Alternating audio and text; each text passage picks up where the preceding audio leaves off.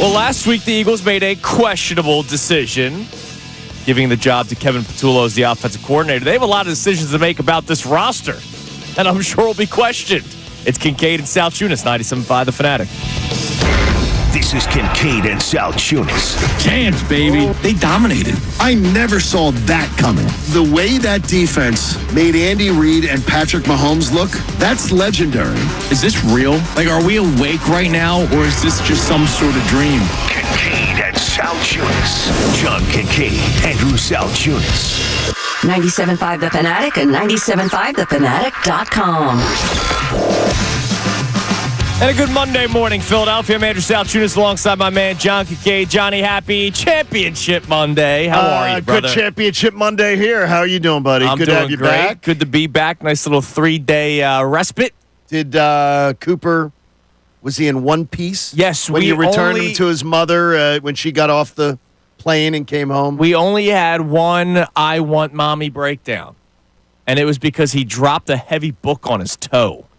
And I guess I didn't have the healing powers that Mommy has. Do you not have a boo-boo bunny in the house? No, dude. You don't have a boo-boo bunny? No, we have hugs.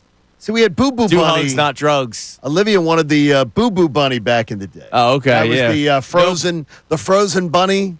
Oh, you know, he doesn't like ice. He doesn't like being cold. Oh, no, it's He's the opposite of me. The little frozen bunny, and immediately would stop. Yeah. We had a great trick in my house where my dad would just tell me to walk it off. Yeah, get over it. Yeah, well, that's what my daughter threatens, that she is going to tell her children that her father twice told her to walk it off, once with a broken foot, once with a broken toe. Yep. And she went to school the next day with a broken foot, and when she took off her shoe, it was purple. Yeah. Her entire foot was purple, and we went to the emergency room. She had a broken foot. She goes, my dad told me to walk it off. Yeah. And the doctor said, well, we won't be listening to Dad much from this point on. That's good parenting. I was told to be there for my teammates once when I tore a ligament in my catching hand, but we didn't know about the torn ligament until after the game. It was the first inning. I caught all 9. Now, another one of the favorites of Betty Kincade that I'll blame on her was Suck It Up. Yeah. Suck it up. Well, you know what? A lot of Eagles fans might need to suck it up. How about that for a transition? I think they do have to. All right, so I have a question today that apparently you guys discussed on Friday. In a way, it's not the same exact way, but it is the way. Well, we know that last week the Eagles made the decision to promote Kevin Patullo to be the offensive coordinator of the Philadelphia Eagles. And, you know, there was some questioning of it. I know you and I did a lot of questioning of the decision. And there were a lot of people on our text line and a lot of people on social media during that show. And our station. As a whole. Yeah, that's right. To do the whole, hey, whatever the Eagles do, just trust them because they are a successful organization. You know, been to 2 Super Bowls in 3 seasons. They obviously just won it on February 9th of this year. You got to believe them. So whatever the Eagles decide to do, you got to believe them. And look, I understand why a fan would say that. I do. But that's just not me. That's not who I am. I don't think anybody should have blind faith when it comes to anything in life because I believe questioning decisions can always make us smarter, even if the decision seems to be just the greatest decision in the world. This is the hot commodity head coach, Chip Kelly. How'd that work out? It didn't. You questioned the hiring, and you were right about it, Johnny. But couldn't stand it. Then sometimes there are stories of the guy that's never done it before, like Kevin Patullo, and then all of a sudden he thrives. Who knows? We'll find out. And that, by the way, it's okay to say that might happen. Yeah, and it very well might happen. I had no idea Nick Sirianni was going to be a big success. Right, exactly. And he's one of the most successful coaches in the history of the sport. But after the way I doubted Andy Reid, I tried to temper it. That's a good way to go about it. Because I really, when they hired Andy Reid, I didn't know you at the time. You were in high school. Andy Reid, when they hired him? I mean, you were in middle school? No, 99? You were in, I'm just trying to put your age. 6. You were 6. I didn't call you that day. No, I believe it was a Saturday, too, when it leaked that he was going to be the coach. And I'm saying, who the hell is Andy Reid? Right. Who the hell is Andy Reid? I knew who Doug Peterson was. And a guy that I worked with was friends with Brian Finneran, was friends with Doug Peterson. So I was getting some scoop on who Doug Peterson was, the man and everything. Yeah. But I still didn't like that one either, necessarily. Right. So I've learned to temper it that, you know what, initial reaction may not be But right. something I can never do is just to say, Eagles did it, so that means it must be right. No. I can't do that. That's who I am when it comes to life in general. So I asked the question of, do the Eagles deserve blind faith or at least very little questioning for two reasons. One, the reaction to the Kevin Patullo decision, which is probably what you guys were talking about on Friday when it came to this question. But now we also turn our attention to what's next. And what's next is a bunch of big-name Eagles that are entering free agency. We know that Milton Williams is going to be a free agent. Josh Sweat is a free agent. Mekhi Becton, it was a one-year deal. Same with Zach Bond. Sure. And we are going to go through a list. Jeff McClain of the Philadelphia Inquirer put together his who stays, who goes. And it's not necessarily opinionated. It's both opinionated, but also based off of the reporting that he has been doing. It's the scariest list I've ever seen. So be It's just a little prepared for preview. that coming up in a few minutes. And look, there are a lot of reports outside of Philadelphia that there are many teams interested in Zach Bond for a big dollar amount. And we have complained, and this is why I can't do the blind faith thing. We have complained for years in this city We have. about a lack of linebacker play. For years. And if Zach Bond were to leave Philadelphia, they let him walk. He's already here. So they let him walk. Are you really going to turn a blind eye to what the Eagles do just because they're the Eagles and they're a successful organization? I know they won a Super Bowl because of a linebacker, because they had good linebacking play. If they As let a him, contributing factor. right, but if Yeah. they let him go, well, one of the best defenses, the best defense Absolutely. in the NFL, an all-pro linebacker. If they let him go because the dollar amount is too much, are you really just going to go, well, if the Eagles say it's too much, then I believe in the Eagles? Well, the weird thing is here's my prediction. The same people who are lecturing you in the sports media that you got to give Howie Roseman and blind faith on the hiring of Kevin Patullo. They know what they're doing. They just won a Super Bowl. The minute they let Zach Bond walk, these same people I know. need to shut up. I don't ever need to hear from you. If you go, what are they doing letting Zach Bond go? You can't have it both ways. And that's why the idea of blind faith to me is absurd. Absurd. And a guy like Howie Roseman, do I have faith that Howie Roseman can build a team into a Super Bowl winner? Yeah. Absolutely. He's proven it twice, and he really could have done it a third time. Yep. Do I have faith that Howie Roseman, every decision he makes or every plan he has for an offseason is good? No, because his plan for the 2023 offseason sucked. It was terrible. It was terrible. Some of his signs for the 2024 season were terrible. I don't get it. And it's weird because the same people that are telling me, Kevin Patullo, you got to understand.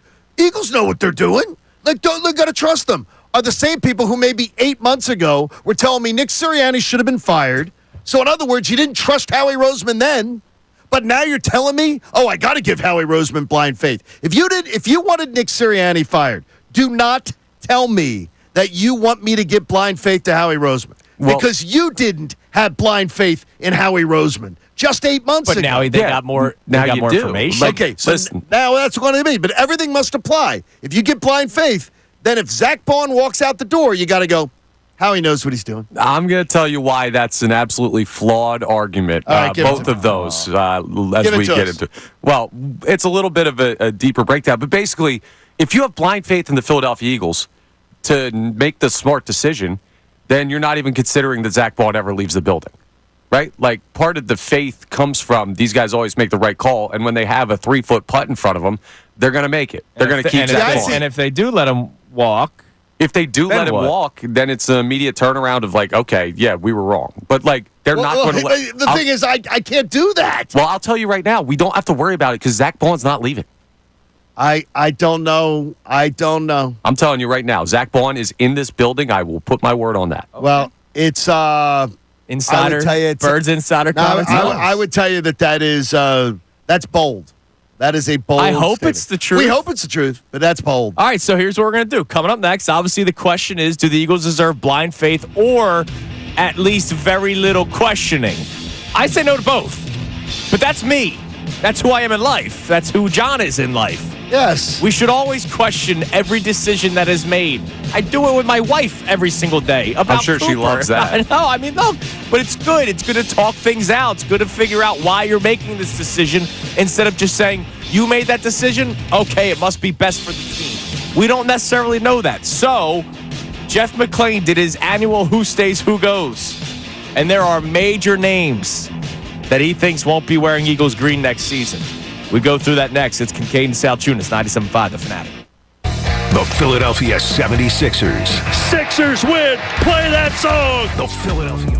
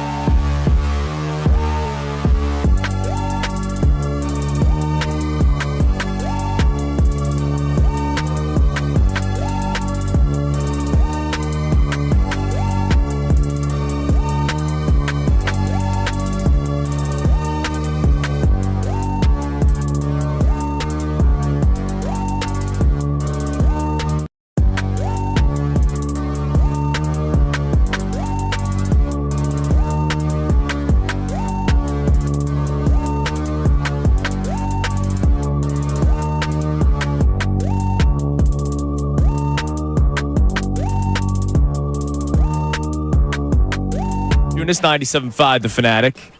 All right. Do the Eagles deserve your blind faith or little questioning? We asked that question twofold. One, because of the decision to promote Kevin Patullo as OC, but now we have to look ahead. And then what we do looking ahead is free agency. And Jeff McClain of the Philadelphia Inquirer, Inquirer.com, he does this every single year. He does his stay and go. And it's opinionated, but also based off of the reporting that he's been doing, based off of what the Eagles typically do, right? And also based about what he thinks, knowing their situation. Correct. That year and everything like that. So I have some names for you that he predicts to no longer be on the Philadelphia Eagles. Kenneth Gainwell. Not much of a surprise because you have Will Shipley, who you drafted, but we know how much Nick Sirianni loves Kenneth Gainwell. I believe at one point he has said he's his favorite player. Favorite player. But Gainwell, gone. Josh Sweat, gone. Mekhi Becton, gone. Gone. Darius Slay, James Bradbury, and I know somebody going, why are you mentioning Bradbury? Hear me out. And Isaiah Rodgers, gone. All of them. So now all of a sudden it's, all right, young guns, have at it. Quinyon Mitchell, and then maybe DeJean goes to the outside. I saw one report over the weekend that Rodgers could stay and be the outside corner. You keep DeJean in the slot for one more year.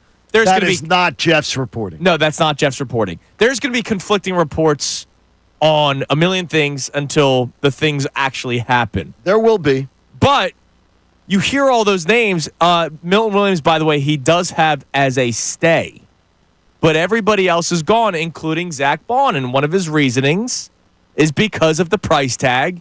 And it is against what the Eagles typically do at the linebacker position. And I remember last week, John, you pitched a topic of if the Eagles decide to keep Zach Bond, is that them telling you, all right, we may have been wrong, with our beliefs over the years? Well, it's going to show you that we were wrong. Yeah.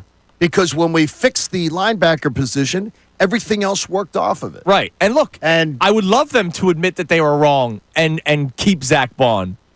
But Jeff McClain's saying that might not be the case. It is to me, if they let Zach Bond go, and they let Milton, to me it's the trifecta. If you let Bond, Williams, and Sweat go, all three, your defense changes mightily. No, to me your chances of a repeat are far slimmer,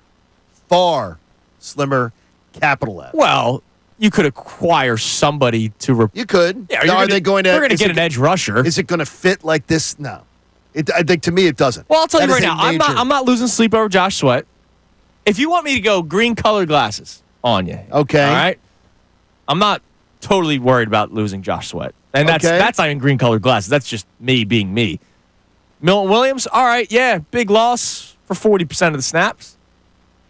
Okay, and then Zach Bond, all right. I said just the last week that I think he will come back down to earth a little bit next year. Still play at a good level, but maybe not all pro linebacker. And if Vic Fangio, but why do you say that if he was playing in this defense? Why do you think he's taking a step back? No, I'm not saying step back like all of a sudden he stinks. No. Just, but if you're talking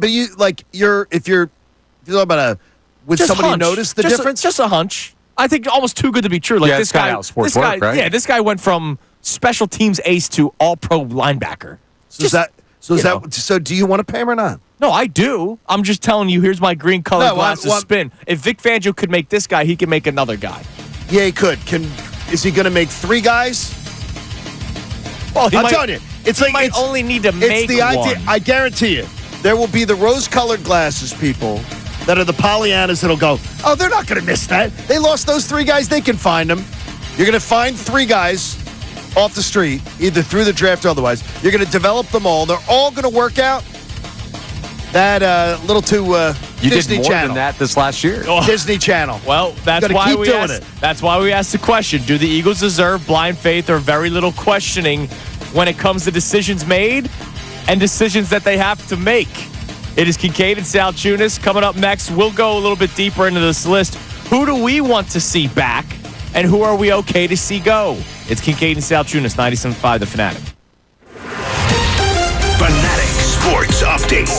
Embiid considering alternative options. I'm Connor Thomas, and this update is brought to you by Rapid Radios. Their instant push-to-talk walkie-talkies offering national LTE coverage. For a limited time, go to rapidradios.com now for 60% off and free UPS shipping. Add code radio and get an extra 5% off. The Sixers fell to the Nets over the weekend, dropping their record to 20-36 on the season. It's been a rough year. And to make matters worse, the team and Joel Embiid are considering alternative options on his injured knee as his condition is not improved with the current treatments. Keith Pompey joined our Kevin Cooney on Friday and talked about the potential of the team shutting down Joel Embiid and Paul George. When you got these two guys doing this and they're playing through this type of stuff, and the only reason why they're playing is because you think they can make a deep postseason run, I think I got to shut it down. And I think that's probably what's going to happen after a while. The Sixers host the Bulls tonight at 7. You can hear that game live here on The Fanatic. We'll keep you updated on the injury situations. Flyers are off tonight. They'll play Pittsburgh tomorrow. Phillies played their first couple of spring training games over the weekend, so baseball season right around the corner. It's Combine week in the NFL. The workouts will start on Thursday. We'll keep you updated on who the Eagles could target. This update's also brought to you by Groundworks, your expert for basement waterproofing and foundation repair since 1997. Book your free inspection at groundworks.com. I'm Connor Thomas for the home of the 76ers and Flyers, 97.5 The Fanatic and 97.5thefanatic.com. Ricky Batalico. The Eagles completely outclassed.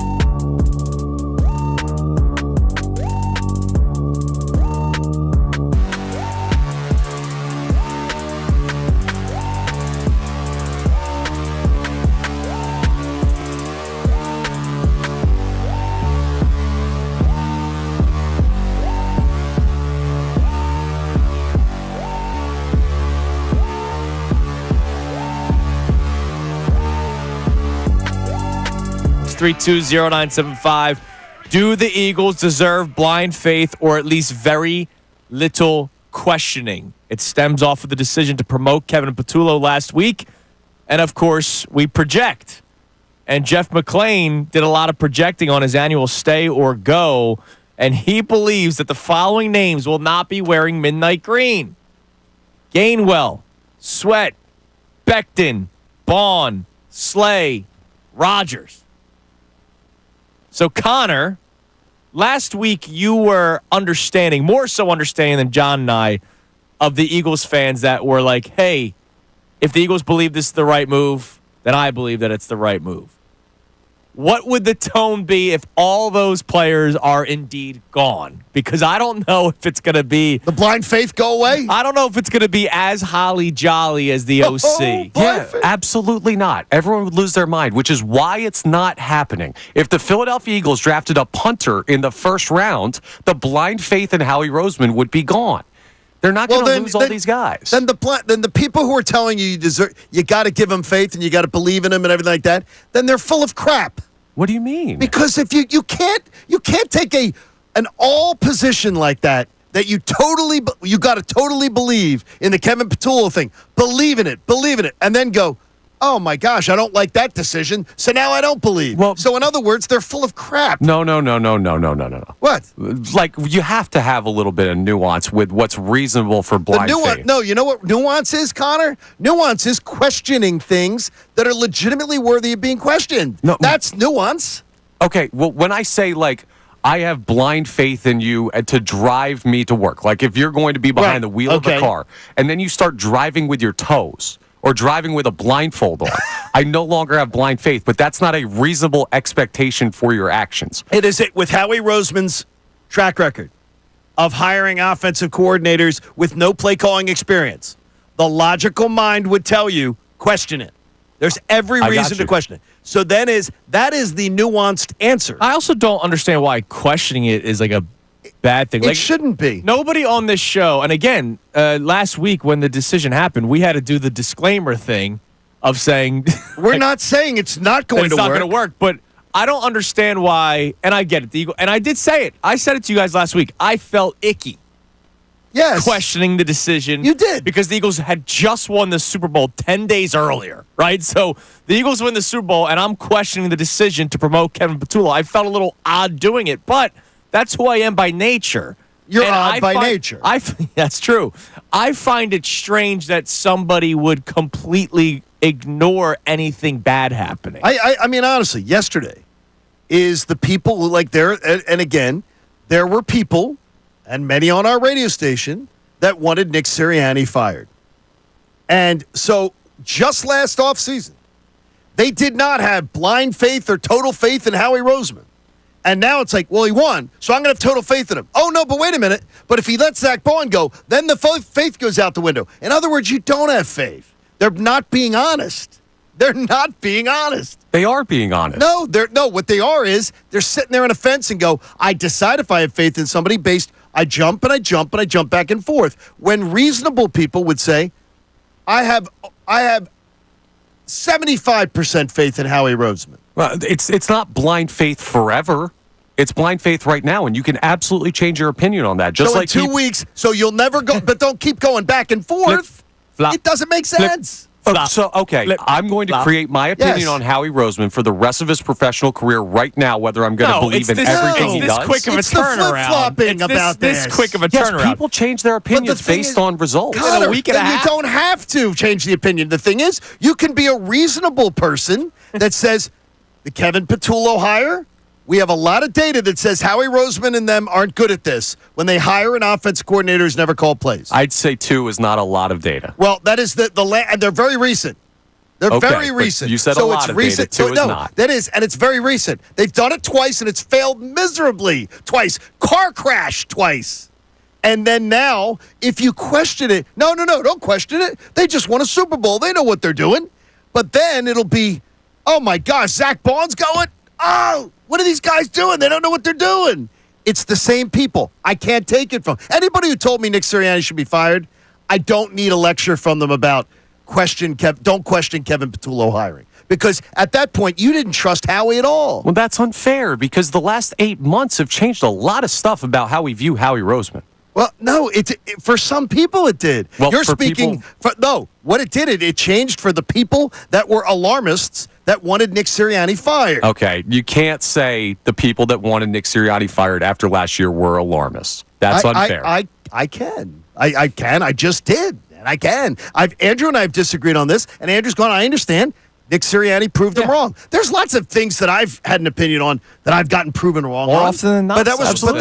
wrong. But that was wrong. It was bad. It was bad. It would have been stupid to get rid of him. And it shows. By the way, there were 3 first-time play callers last season, and all of them were pretty bad. Who were they? Jimmy Lake with the Falcons. No, sorry, that was defensive coordinator. Zach Robinson and Brian Callahan. They had never done it. Where and were now they? it's like turn it over. Well, bad teams, Titans and Falcons. But the thing so is, Will Levis and wait a minute. Okay. We've had good teams here. Yeah, We've turned we've over. had good teams. We've turned over 2 teams that had been in the Super Bowl the year before in this city. 2 inexperienced play So it's not callers. just, it's not and just an they've Eagles crashed thing and is the point burned. that I'm trying to make. The inexperienced play callers is great if you have time to say, we're building a franchise. We have time to build it. Right. We're not expected to win a Super Bowl in the next 2 And or that's 3 why years. I was cool with the Sirianni-Steichen again, even though Steichen was technically at OC and Correct. so was Sirianni, but he wasn't calling plays. This is a Super Bowl team.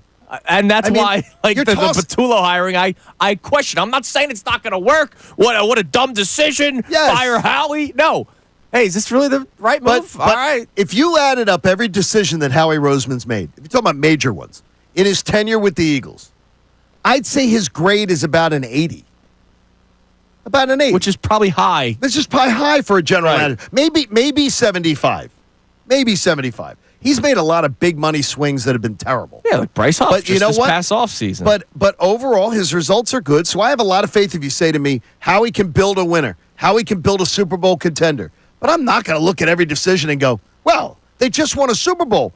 Kevin Patullo's going to be fine. It's going to be okay. So of this list from McLean, Oh, geez. Gainwell, Sweat, Becton, Bonds, Slay, Bradbury, Rogers. Of those players who he has leaving, the number 1 guy you don't want to see leave, I imagine we all agree, is Zach Bond. Yes. I'm Yeah. curious, who's the number 2 guy? Mine's easy. So I'm not going to say it. Mine's an easy I'm one. going Slay. I'm also going Sly. You're going See, Becton. I'm not. I'm going Becton. I can I'm going Becton. I can trust But the thing is, the offensive line coach to figure it out. well, here's where you guys make a lot of sense. Because I think I'm getting up in my feels a little bit about Becton. I love Mekhi Becton. No, but I think I'm getting a little bit up in No, my I know feels those about videos of him crying, man. about that how much he loves and how much their camaraderie within that room. But one of the things is, it's not going to be hard to keep Slay. Like if you keep Slay, it's not going to be hard at all. Financially, you can arrange it. You can do something to fiddle with the money, and you can find a way to keep Slay. So to me, I understand your point of view. I'm just looking at it as I'm fascinated by the idea of everybody on offense coming back. By the way, one of the Because I do wonder about the guy calling plays. Oh yeah, it'd I'd be like nice- to it would have be nice to have everything be good. all 11 guys back. I hear you. Another name, but for stays, he does have Bryce Huff staying. Now, Well, who'd want him? that's the big question. Who wants him? Unless you're getting like a 7th round pick in return for, he still has what Nobody's 2 years, taking 2 that years money. left on his deal. Nobody's taking that money. Yeah, Yeah, they also a just kinda hate 7th it. isn't worth the upside. Like, you might as well just Try, Develop him. yeah, see what you can get out of him. Even though Vic did try, It's very developing Taiwan him. Walker-esque. Yeah. I don't love saying The that. only thing is, though, it's not a guy with Bryce Huff's record is not Taiwan.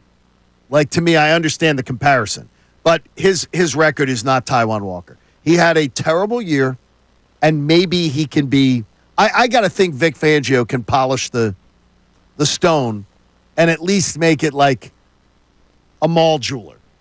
Can get you you're not getting a Benari ring, but you're getting like a mall jeweler ring. I believe that there's a way that Vic Fangio can. Yeah, do you need 30 to 40% of the snaps, and let the young guns No, really take the next fine. step. Yeah, that's fine. I'd be okay with that. And I like your thinking, though. is that that Stoutland can figure it out. Yeah, that's why That I would. makes sense. I would rather have Slay stay for another year than Becton. Well, but look, the I thing want is, though, Mekhi Becton. Don't get me wrong. Thing is, though, I think you could have Slay and Kenneth Gainwell stay for the price of Becton. I don't think Gainwell's getting more than a 2-year deal anywhere. I don't think he's getting a big deal. I say I think you could I'm have not going to lose sleep over Gainwell leaving. Okay. Like at all. Saquon twists his ankle in week 2. They weren't going to win games if Will Gainwell. Shipley? No. Even I think they Gainwell. could. They did win games with Gainwell. They did win games with him. Will Shipley being your top running back? Nobody's respecting. Well, no. If Gainwell's gone, they're going to get somebody. I got you. But who are they getting? Then, you got to decide there. Give me the free agent running back list again. That's it. All right, so coming up next, we'll check our text line for the first time this morning. Should we have blind faith with the Eagles when it comes to decisions made and decisions that they have to make, or at least very little questioning? 610-632-0975. Coming up next, you're going to hear from A.J. Brown. He spoke on the Patullo hiring or promotion, and he says, hey, Eagles fans, calm down. It's Kincade Salciunas, 97.5 The Fanatic. Tyrone Johnson. Nick Sirianni clearly had the guys on the razor's edge, ready to go out.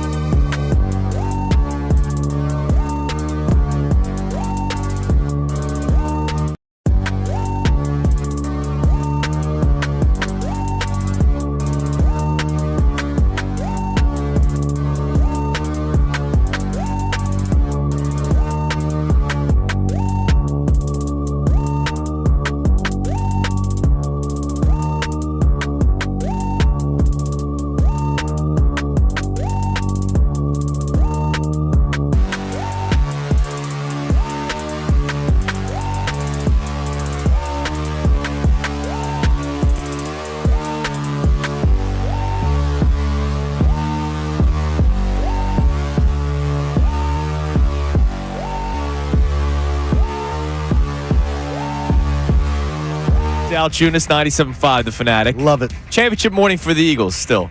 I absolutely love it. Not for the Sixers. Oh, geez. We will discuss them in the 7 o'clock hour today, Johnny. Oh, jeez. That's good because breakfast had a little time to settle. Yeah. A little time to settle in. Oh, man, does it break my heart. All right, before we check our text line and our calls on our question today is whether or not the Eagles deserve blind faith or at least very little questioning when it comes to decisions made or soon to be made. Again, we've been going through the Jeff McClain, the roster stuff as well. Jeff McClain's Who Stays, Who Goes article. He has Zach Bond gone because the Eagles don't pay linebackers. And for the people that say, don't worry about Kevin Patullo, they're fine. Are you going to be saying don't worry about Zach Bond maybe in a couple weeks? You cannot waffle on this. If you're saying, Kevin Patullo, it's no big deal. Trust what they did. They just won a Super Bowl.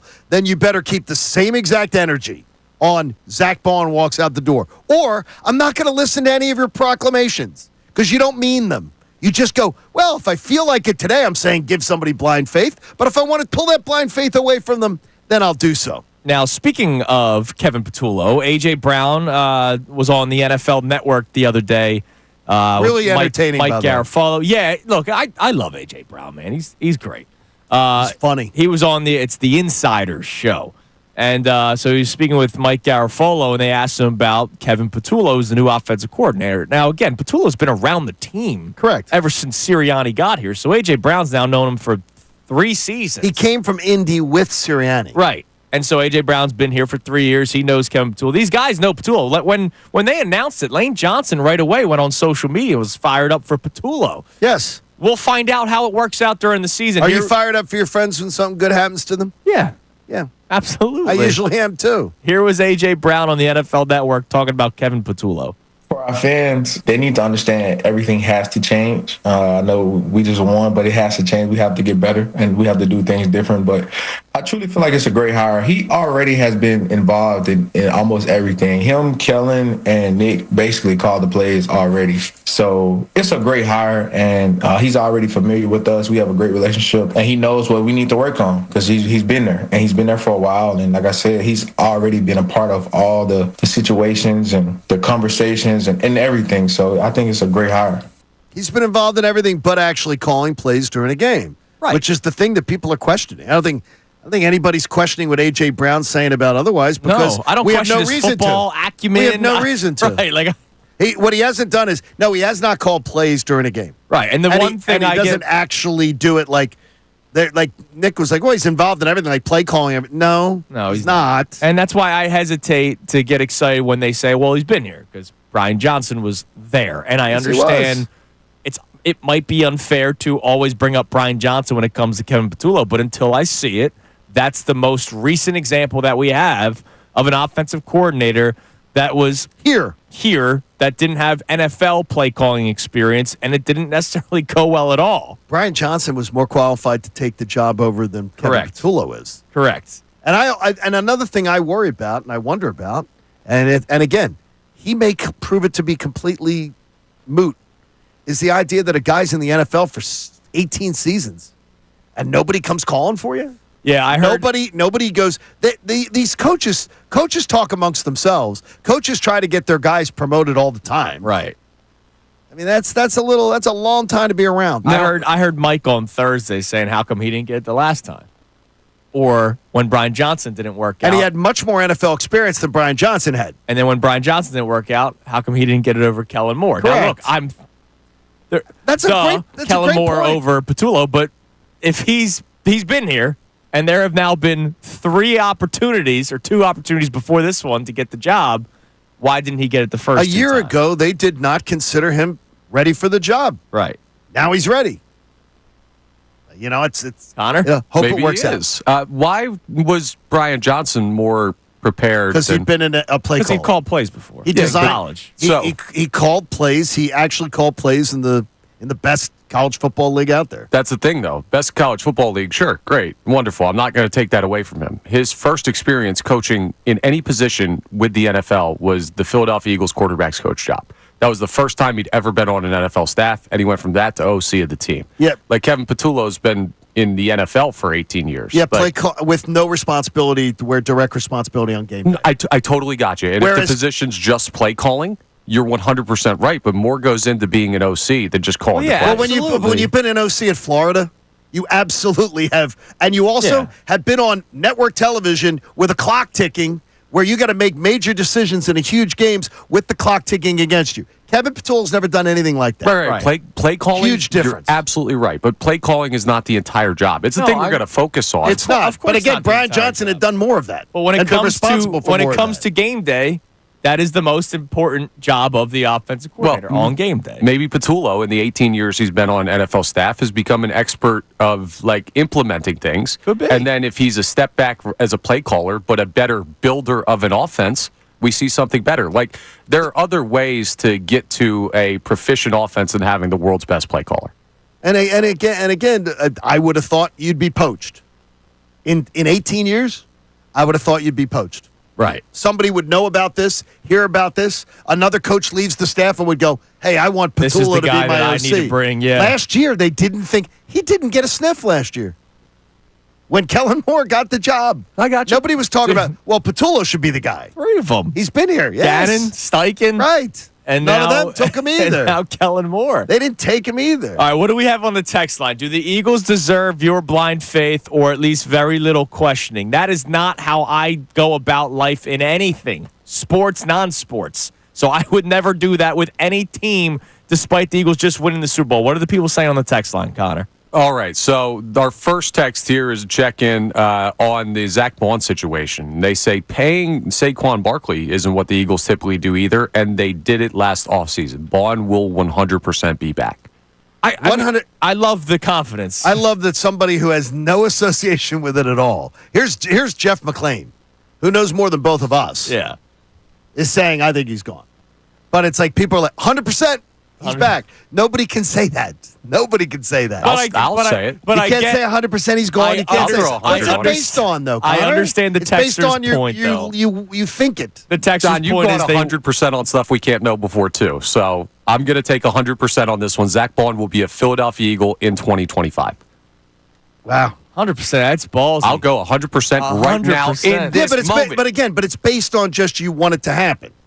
No.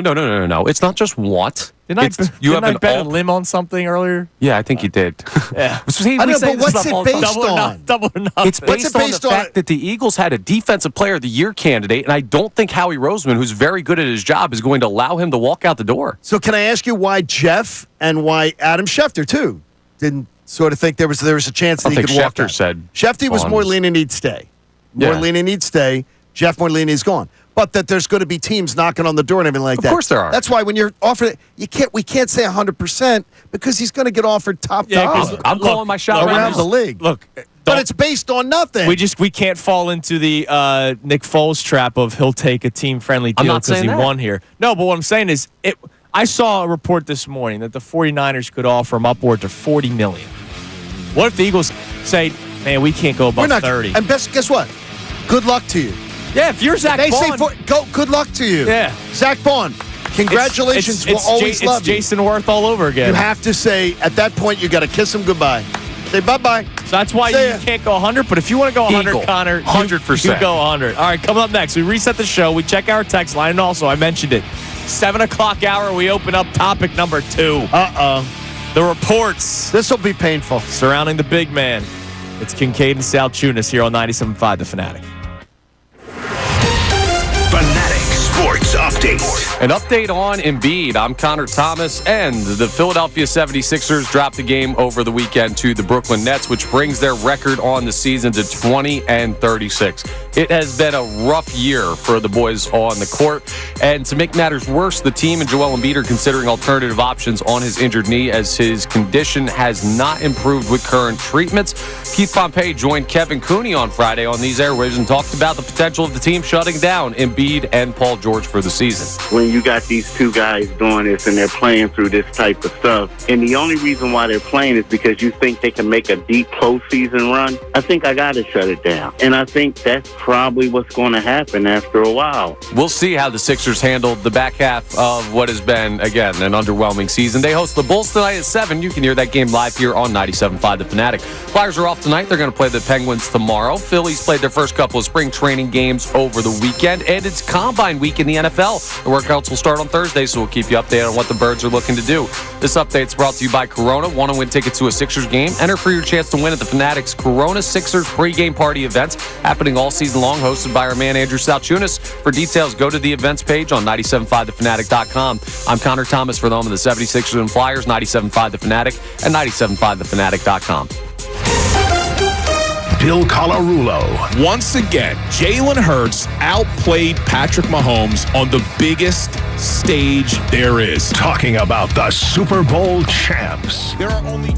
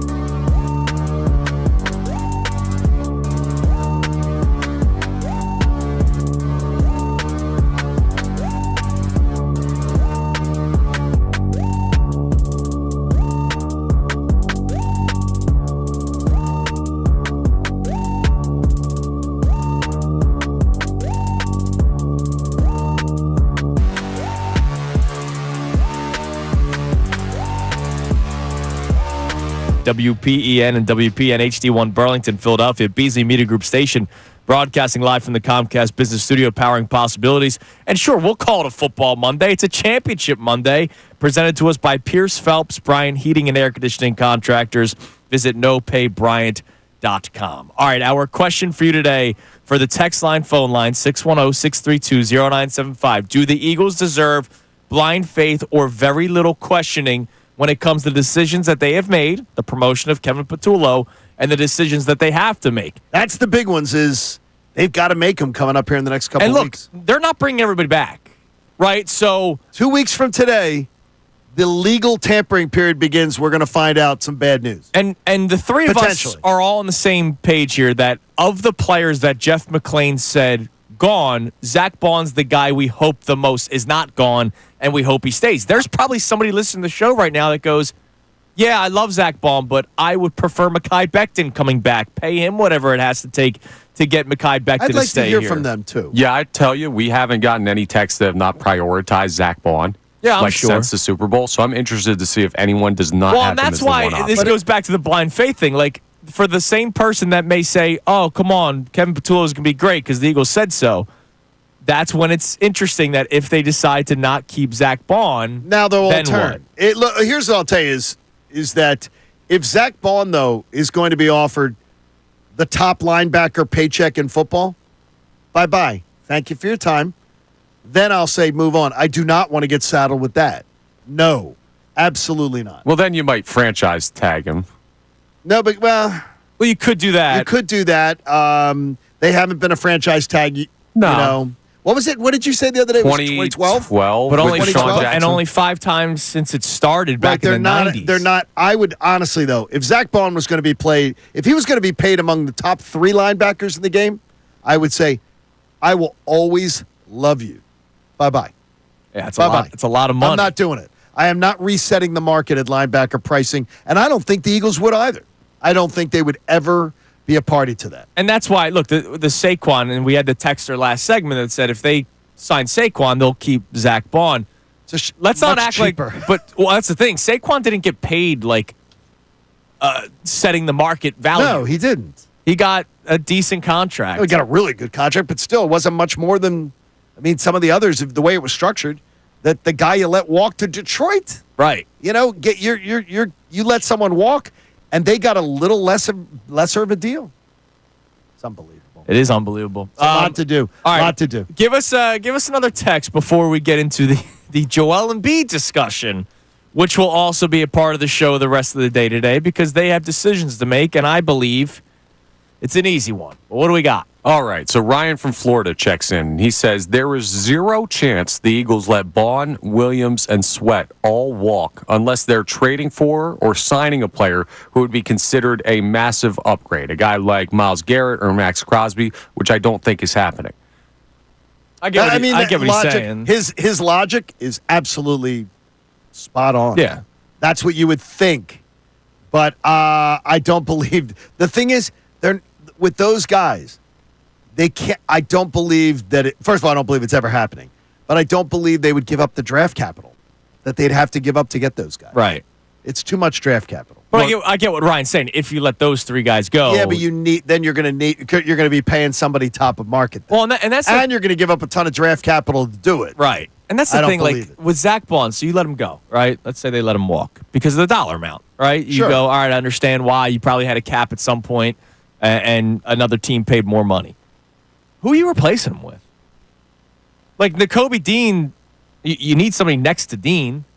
If he's even healthy to start the year. And that's the thing. He got hurt late in the year. He might not even be necessarily ready. You don't have Oren Burks. And even so, with all due respect to Oren Burks, like I can't go into a year being that Oren Burks is my number 1 linebacker. Yeah, so like if they don't re-sign Zach Baun, they're either going to have to go to free agency or your starting Mike linebacker week 1 could very well be Jeremiah Trotter Jr. Right. Well, that is why Zach Baun's not leaving. I think Devin White's available. And I think they've clearly told you that they like what they've seen with Jeremiah Trotter Jr., but they're not ready to think of him as a full-time Yeah, that's piece. why Burks ended up playing the majority of the snaps when Dean got hurt. They're not looking at him as a full-time piece. No. So, and that's fine. It's no indictment on him. And that's why, like, I do feel comfortable that Baun's back. right? But I'm just saying, if it gets to $40 million and the Eagles don't want to pay it, then that's not because they made a bad decision. It's because they don't want to pay $40 million for a linebacker. So then you have to think, what's next? And I don't know what that is. I'm fascinated to find out what Jeff's thinking was with that. Yeah, we'll talk to him tomorrow, I imagine. And we'll see. We'll see what because he's pretty clear that he has a different opinion than a lot of people that are around the team. Yep, absolutely. All right, so Eagles obviously going to be on the table the entire show today. Do the Eagles deserve your blind faith or very little questioning because of the success that they have had? And obviously they already made one decision by promoting Kevin Patullo. There's a lot of players that they need to make a decision on about whether or not they're going to re-sign them. Nobody has blind faith in the Sixers, right? There's nobody left with blind faith with the Sixers. At least I would think not.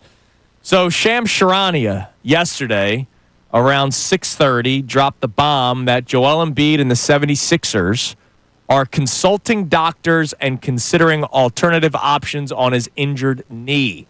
Sides have hope for progress in Embiid's body, but his efforts to play and current treatments, including injections, have not provided any improvement. This is an easy answer for me. The alternative option is the only option. It's shut him down. It's get the surgery that he probably got last year. He should have gotten. Well, no, he did get. I understand. No, but the one that last offseason before the Olympics, he could have done a really nice one. Could have done rehab all summer long. Well, rehab. No, I'm saying straight up, you have to cut in there again. Right, absolutely. That's what I'm saying. Like, because he did get the surgery. He did come back early from the surgery for the playoff run. Correct. That lasted a whole round. And then obviously they lose, and then yes, he plays in the Olympics, which I hated. The surgery though that went during the season though was more of a quick fix, correct, to get him back quicker. It was not this is the end all be all. He's going to be fine when he gets back from this surgery. Right. It was let's get him back on the court as quickly as possible. And so now, because you still have 2 months of the regular season, and then obviously the playoffs, and then you have off season, you got to shut him down. And whatever surgery he needs, he's got to get it. If you have any hopes in still trying to do something with Joel Embiid in a Sixers uniform, because right now, him going out there, he looked horrible against the Celtics the other night. Atrocious. Horrible. And look, I was excited to watch them back. You know, I know you guys were all Four Nationed up. I was Sixers Celtic up to see what are we going to see the second half of the season with this team. And I didn't see anything. Nope. I saw Joel Embiid, who could barely move. And look, he should not have played in the Olympics at all. We now know. He's doing whatever he can to be on the court. It's not working. And once you reach a limit, Paul George, the same thing. I'll go another step further. Shut down Paul George. He's talking about getting injections every single day to try to play. Look, I commend you for trying. But if it's not helping you at all, and it's becoming a detriment to the team, even though actually it might actually be helping them because they probably should just keep losing. Don't play the young guys. Play the old guys that are banged up so you can lose and get a top draft pick. They got to shut it down, Johnny. And it pains me to say it, but then again, is anybody enjoying Sixers basketball right now? No. Like, is anybody excited to see a game anymore? Have you seen the building? It's dead. $2 tickets available on secondary markets. Have you seen the building? Like, everybody's checked out. So what are you trying for anymore? Like, I get it. There's a play-in. There's a chance to get in the play-in. And Daryl Morey had the line of, if you squint, we're still a playoff team. Man, I've been squinting for days, and I can't see a damn thing. You know what they're trying for? They're trying to still say, we didn't get this thing wrong. That's what they're trying for. Our plan for this year, we didn't get it wrong. They're grasping at straws and saying, see, this could still work out. This could still happen. No. Well, no, against that, Johnny, the answer's easy. The answer's easy. We never had a chance to really see if this would work or not because of the health of this team. That's the easy answer. If you're Daryl Morey, and if somebody asks you, hey, do you think you made a mistake? Your easy answer is, well, we didn't really find out because of the injuries. Well, you bet on a bunch of guys that are broken down. Exactly. Broken down horses. Which is why we did not want Paul George here to begin with. Right. And good basketball player, but the guy's banged up. And also, too, the Joel Embiid story I could have seen from a mile away. I did see it from a mile away. Yeah. I don't understand. I think now we're getting to the point where people are going to open their eyes and just say, okay, we know what the story is. Let's stop hoping that it's going to be different. It's not going to be different. It's never going to be different with this guy. It's not going to be different. And a lot of his personal. I feel bad for the stuff that has happened to him that he has not been in control of. Yeah. But I will never forgive him for the stuff that he was in control in. When early in his career, being a professional, doing the things to be in the best shape possible, to earn the big money paycheck that you were getting, that he didn't do. I'll never, ever be off of that and he is responsible for a lot of what has happened to him. And it's a shame. And this last offseason was an abomination. Yeah, he should never participate in the Olympics. It was an abomination. And we thought, remember, the competitiveness of the Olympics, that was going to be the big payoff. I'm glad because a personal goal was put against every single person who, and I'm thinking of the ticket sales people. I'm thinking of the marketing people. I'm thinking of all those people that have jobs that are reliant on the team having players that they can sell. And right now, it's going to be hard. Yep, it is definitely going to be hard. And so the decision's easy. It should be easy. You got to shut him down. What's the point of, all right, so he's probably going to miss a couple more games as they look for alternative ways to try to get him through this, right? Absolutely. They're already losing with him. They stink without him. Like, we know that. They stink without him. So let's say he misses the next 3 to 4 games because they're trying to find an alternative option. They lose the next 4 games. They find what they believe is an alternative option. He plays for 2 games. He looks like crap. They lose both games. Then, are you then going to make the decision? Just do it now. Don't kick the can down the road at this point. Stop. Don't pee on my leg and tell me it's raining. Exactly. All right, coming up next. So what does somebody covering the team have to say about Embiid? You're going to hear from Keith Pompey next, who was on with Kevin Cooney toward the end of last week. This was before the news came out yesterday. So Keith Pompey gave his insight before the news even came out about what the Sixers should do with Joel Embiid. Find out next. Kincade Salciunas, 97.5 The Fanatic. Mike Missanelli. The best Philly sports victory of all time. Talking about the Super Bowl.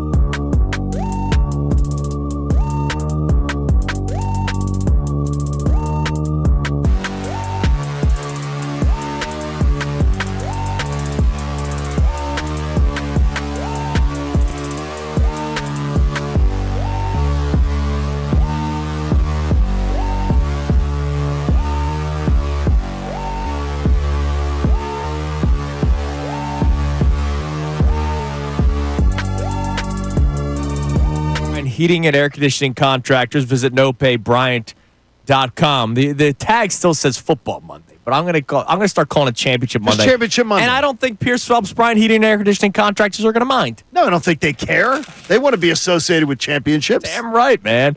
All right, so again, Eagles topic. Do they deserve your blind faith or very little questioning? That is not something that I will ever do about any team. All right? Do you do it in other facets of your life? No. I do not either. So I'll give an example because I was thinking about this morning driving in. My wife and I are two different parents when it comes to Coop. Okay. Christy is much more the educated parent. Keep your jokes to yourself.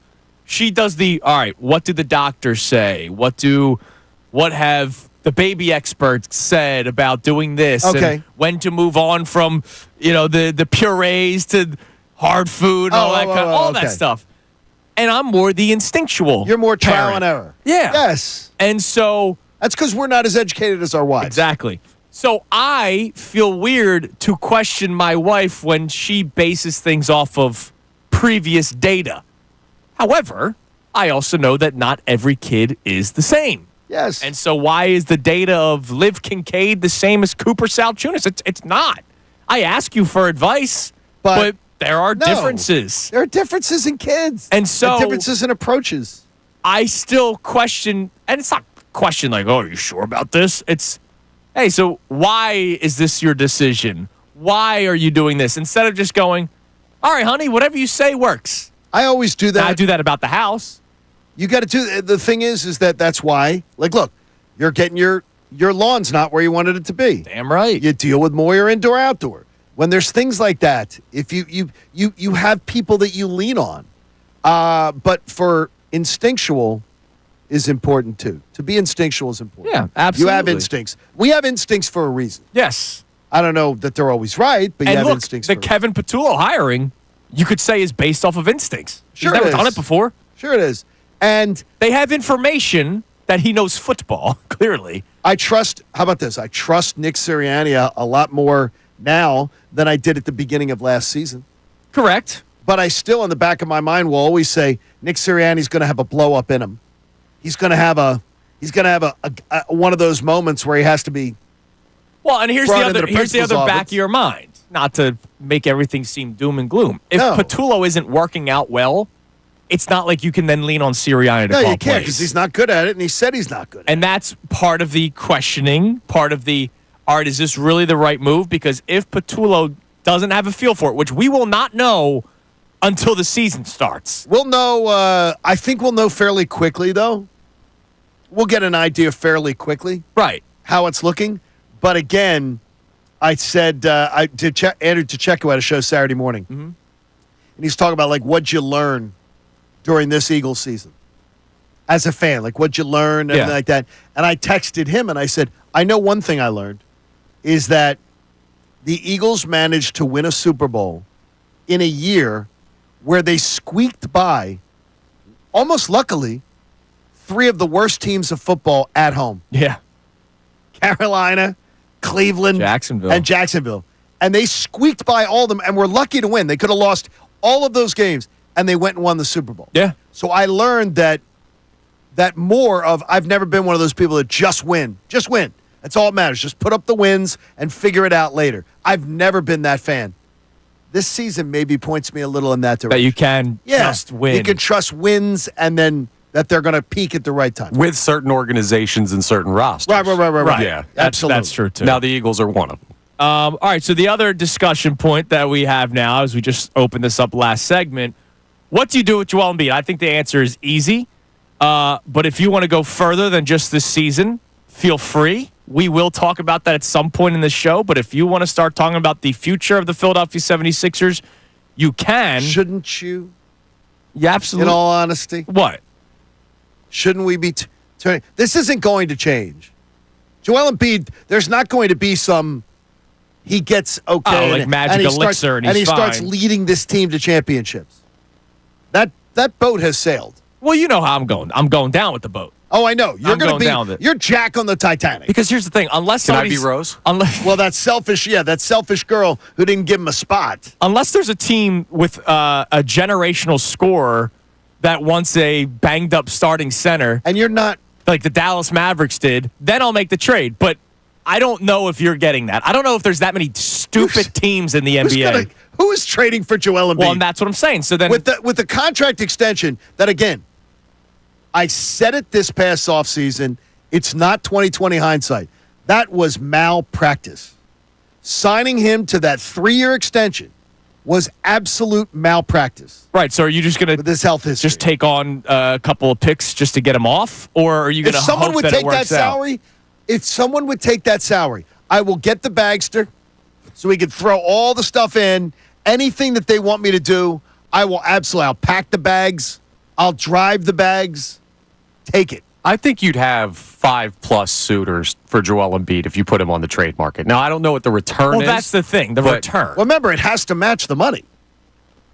Right, No. you're So, going to I have mean, to you get an can't trade him. expiring You can't contract trade it, or a guy that's got a couple years left, like You a gotta Zach find. LaVine. You got to find bad contracts in return that you can end up getting out of. There's no way out of this pit that they dug for themselves. Yeah, depending on the team, you could have a team that only has like one guy on the max, and you can bring in Embiid, and it doesn't matter there, and you can cut salary. Like there's ways to get it done. I don't think it's going to be that hard to move him. I just don't think you're going to get the return you would have gotten. I don't know what 2 years ago. When do you yeah, think absolutely. though? When you weren't going to trade him. The Yeah. thing is, though, let's say, Connor, that they do, which they're going to, let's say they shut him down, which we all would agree is Yes. what Yeah, they should do. I don't see how anybody could tell you the opposite. If they shut him down, I don't know how anybody's trading for him in the offseason. Oh, I know exactly how. You're getting an all-world talent who just got surgery, who's going to come back. We don't But have they haven't seen him, and he has been decrepit. Yeah, but you know what? Johnny, you live in Joel Embiid. So is Anthony Davis and the Mavericks trade for him, and they gave up Luka Doncic for him. So, like, and you want to talk about decrepit? I don't. Anthony Davis is also decrepit. And he got hurt in his first game with them. He gets hurt in a lot. He does. That's the I don't thing, think like- he's Joel Embiid, though. He's missed more games over the yeah. past 5 years than But Embiid. He's lost his time. I think more people would be interested in him than Joel Embiid. I disagree with you there. I don't agree with you on that one. But look, there's teams that are obviously open to doing it. We'll see how it goes. All right, you'll hear from Keith Pompey coming up next. Also, speaking of injuries, Eagles legends. I'll just leave it at that. It's Kincade Salciunas, 97.5 The Fanatic. Fanatic Sports Update.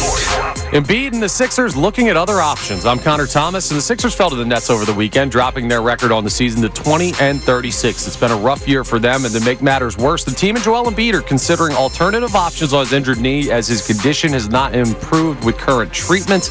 Keith Pompey joined Kevin Cooney on Friday and talked on these airwaves about the potential of the team shutting down Embiid and Paul George for the season. When you got these two guys doing this and they're playing through this type of stuff, and the only reason why they're playing is because you think they can make a deep postseason run, I think I got to shut it down. And I think that's probably what's going to happen after a while. It's not a fun conversation, but it's one we've kind of gotten to the point of having. We'll keep you updated on that. The Sixers host the Bulls tonight at 7 p.m. You can hear that game live here on 97.5 The Fanatic. Flyers are off tonight. They'll play Pittsburgh tomorrow. Phillies played their first couple spring training games over the weekend, so baseball's back in swing, at least in spring training, and it's Combine week in the NFL. The workouts will start on Thursday, so you keep updated on who the Eagles are looking at.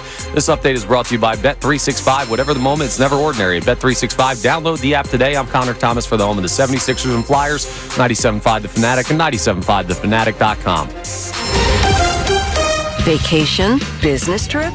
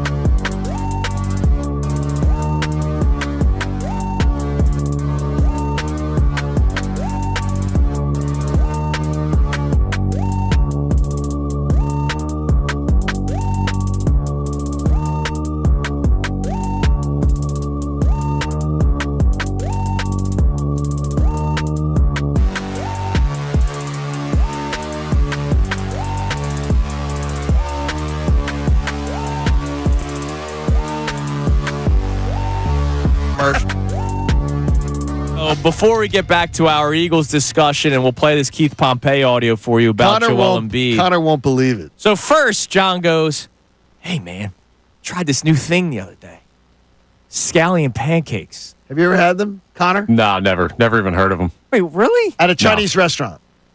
Nope. Are Don't you even know what that kidding is. me? Had them at a place called Poseidon. both of you. Poseidon in Malvern. And I was like, Sounds solid. I used to have that. Like that was one of my like entrees as a little kid. Connor, right? it's unfreaking believable. You know, now I eat sushi like pretty much every time we get Chinese food, but the scallion pancake. pancakes. I wasn't eating raw tuna when I was 8 years old. So then John goes another step further. He didn't have Chinese food or Mexican food until he was 30 years old. What? Over the age of 30. Over the age of 30. How is that possible? I moved to Atlanta never having had Chinese or Mexican. What? Yeah. Yes, never ate Mexican food. Now you explained that Mexican food is now bigger than what it was back in the day. Yes, back in the day, we did not, in Broomall, we did not have a Mexican restaurant. Hang on. You had your first taco. That's Or your what first- my first thing I said was Yes. taco? Your first Yes. taco was post 30. How about I had my first taco at Taco Mac in Atlanta? You remember where it was? Yes, because I never Life-changing. never had it. I never had Chinese food till Zion, Zion, Xian, in Alpharetta, Georgia, was my first Chinese meal. Never, but we had a place called Kung Fu in Broomall, but that was the only Chinese restaurant. Yeah, but I think you try it out one time. Let's see what they got. Never. No, it was in a strip mall next to the Wawa. Let's see what this General So guy's cooking up. I didn't even know who General was. And by the way, that's my go-to now. General Oh, So is yeah. delicious. Oh, General That's So good. is awesome. Delicious. But I always say, tell him not to be shy with the spicy. Oh, yeah, you want it. Yeah, damn Don't be right. shy. But yeah, he blew my mind this commercial break. Yeah, that's weird. All No, right. but the thing is, you guys grew up in a different world. We didn't have it. There was not They a Mexican. had tacos in How about 1980, this, John. Connor? There was not a. Well, it wasn't 1980, for God's sakes. It was seriously. It was the mid 90s. How old are you again? Seriously, my God, How was George the- Washington. How was the prohibition, John? I mean, seriously, they did not have. We did not have a Mexican restaurant in Broomall, Pennsylvania. Newtown Square, we didn't have one. Used We to did- be able to get milk for a nickel. And we had Kung Fu. We had the Swiss Farms, though. Yeah, but my mom would make tacos at our house. We didn't have the thing is, though, your mom made tacos in your house in your age group. So remember, I'm talking about I was 30 at that time. So it's a different age.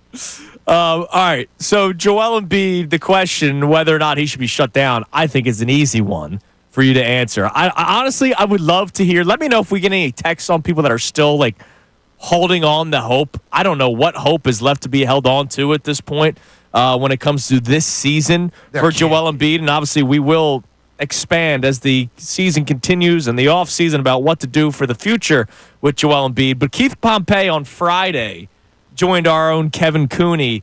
And this was before the Sham Sharani report that came out yesterday that they're looking for alternative options to try to help the knee out. Here was Pompey on Friday. It becomes crazy when you got these two guys doing this and they're playing through this type of stuff. And they got a 5-game or 6-game losing streak now. They lost 8 out of 9. And the only reason why they're playing is because you think they can make a deep postseason run. And they're playing right now and the team is struggling. I think I got to shut it down. And I think that's probably what's going to happen after a while. It has to, unless they turn around. Now, again, if they were winning 6 games in a row and 8 out of 9, it would be something different. It would be one of those things where they see it, that they can see like there's a finish line where they could contend for a championship. But right now, you're looking at it, you know, Paul George is having a really bad season.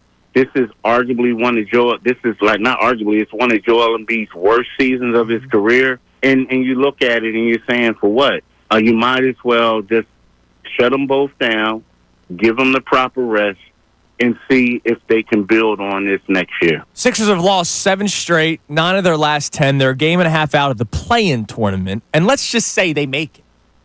You're either playing the Cavs in round 1 or the Celtics in round 1. And you're getting boat raced. Yeah. What do you like? There's no What are we point. doing this for? There's no point. We need a top 6 pick. So at least there's some daylight that building, because a rebuild's coming, boys.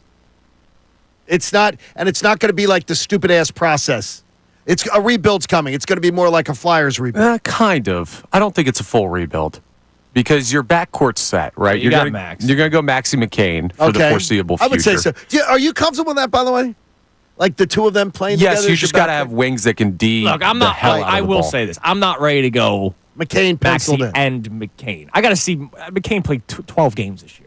No, I got you, but what's your other option? But I'm just saying you have two young players Right now, that's there, the plan, right? and you clear like 2 max spots once Embiid and George are gone, which is going to take some time depending on how you move them. But like, I think you have to get people drunk at the owners' meetings. No, dude, Luka Doncic just got traded for nothing. There's dumb teams all over the place. Yeah, but I'm telling you, maybe they were drunk. Maybe they were drinking with Luka. I think Daryl Morey's going to have to be slipping people Mickeys. There's an old one from an old movie. He's have to do something. So look, the decision of whether or not to shut down Joel Embiid. We'd love to hear from you. 610-632-0975. That's our secondary topic. Our main topic today is whether or not the Eagles deserve blind faith or at least very little questioning. I will say this: a couple of Eagles players have fans for life. Moving forward, I'm sure you guys talked about this on Friday. The Cam Jurgens news. Did that come out? What is yeah, back we surgery? talked about it. That was on. That was on the air, right? Well, yeah. Cam Jurgens he's a beast. He gets back surgery, and remember, he wasn't going to play. First, he was going to try to play in the NFC Championship game, does not go, and then comes in for Landon Dickerson, and then plays in a Super Bowl and is spectacular. Obviously, the ground game wasn't great, but that was the Chiefs' defense. It was the Chiefs' defense shutting down Saquon at all costs. And so Cam Jurgens plays throughout the entire game with an injury that needs surgery this offseason. Legendary status. Stuff, yes. And now, Nolan Smith.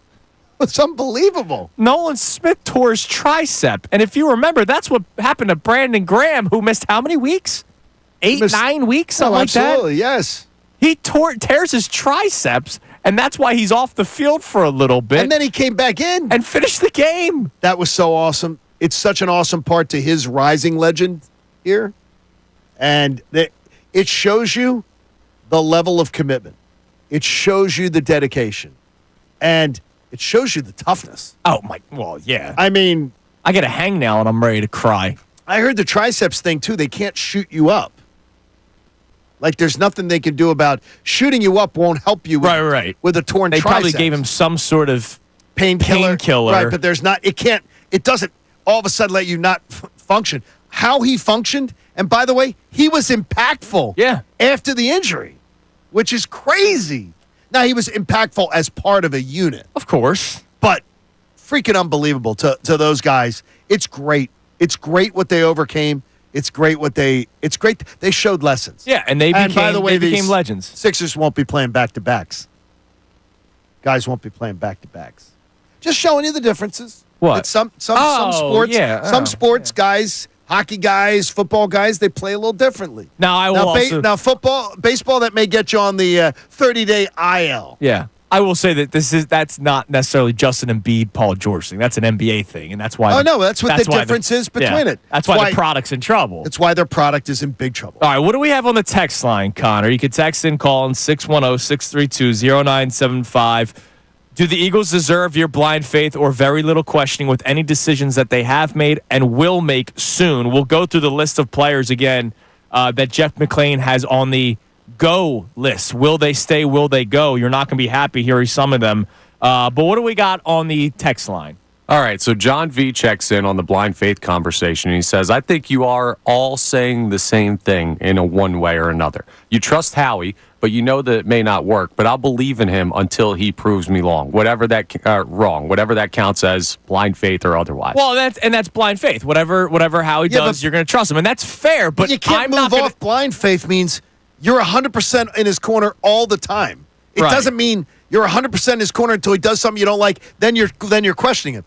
You got to be reasonable. And by the way, questioning should not be a bad thing. And that, again, I felt icky last week questioning the Eagles. And you kept saying that. We talked about it. But I was questioning the decision to promote Kevin Patullo, a guy who's never called plays, to be the driver of a Lamborghini of an offense that we still think was not necessarily great last year. I don't think it was. Like Kellen Moore. It's not like Kellen Moore did these spectacular, great in the NFC Championship game and Super Bowl, right? You can't take that away from him. But for the most of the season, we were kind of underwhelmed. I think Kellen Moore designed a beautiful hybrid sedan like I drive. He didn't design a Sportster out there, and I think this offense has the chance to be that. Right, it's got the inner workings of one for sure. And instead, he created a very economical car that won. Yeah, They weren't economical in the two biggest games of the year, which he has to get credit for. For a majority of the season, you're right. He was not. But at the end, man, they looked like a Lamborghini to me. Well, they souped it up. Well, I think also the defense had a lot to do with it. They just There were saved the short gas till the fields, end of the road. short fields, and things like that helped. By the way, my buddy Mark McLaughlin, my neighbor says he's class of '85 high school. Okay. So he's 40 years out of high school. He's going to be 58 years old coming up. He was 27. He was 27 or 25. I want to make sure I get it right. Oh, he was 25. So around the same thing before he ever had. I'm going to text my father. Before he ever had Mexican or Chinese. I'm going to text my father. I'll text my dad as well. It's not that odd. I would love to hear from your dad, especially, and your dad, because they're both of that same age. But I'm curious, does the European descent do anything? That probably does. Because my grandparents were off the boat. I would text Doc, but my brother still has like the Sopranos flip phone. Can't understand how to text. And his sister-in-law, my wife, is coming over tomorrow to set up his new smart TV. Oh, that's nice. That's good. She's good to have good family members. She's going to call me and say, meet me for a drink. Yeah, I need it. Setting up Doc's new smart TV. I can't wait to see the instruction sheet she leaves. All right, coming up next, we've talked about the Eagles potentially setting a trend with the resurgence of the running back. I read an article this morning that would stun me if this happened. It's a little draft nugget. Also, I love you, Vic Fangio. Lighten up, Francis. It's Kincade Salciunas, 97.5 The Fanatic. Mike Missanelli, Bill Colarulo, and Ray Dunn. They have a lot to say about it.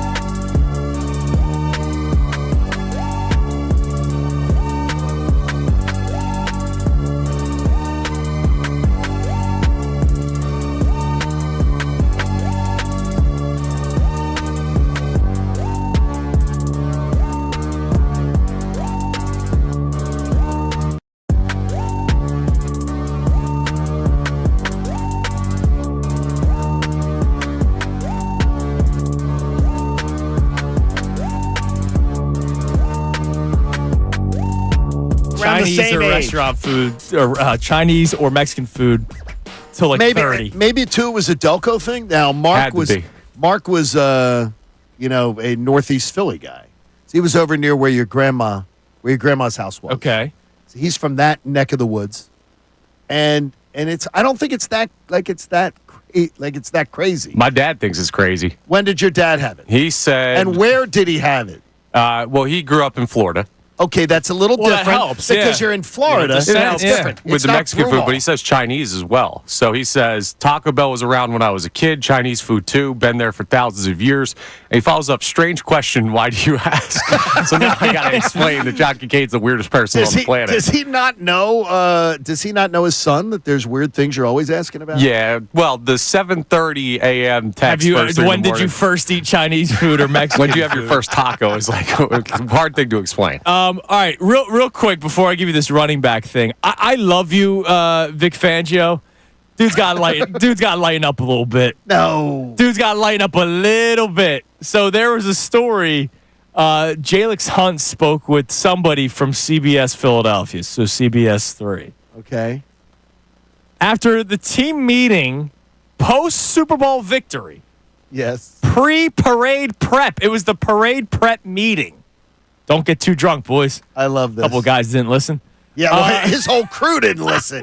Vic Fangio made the defense stay back after the meeting to go over the game.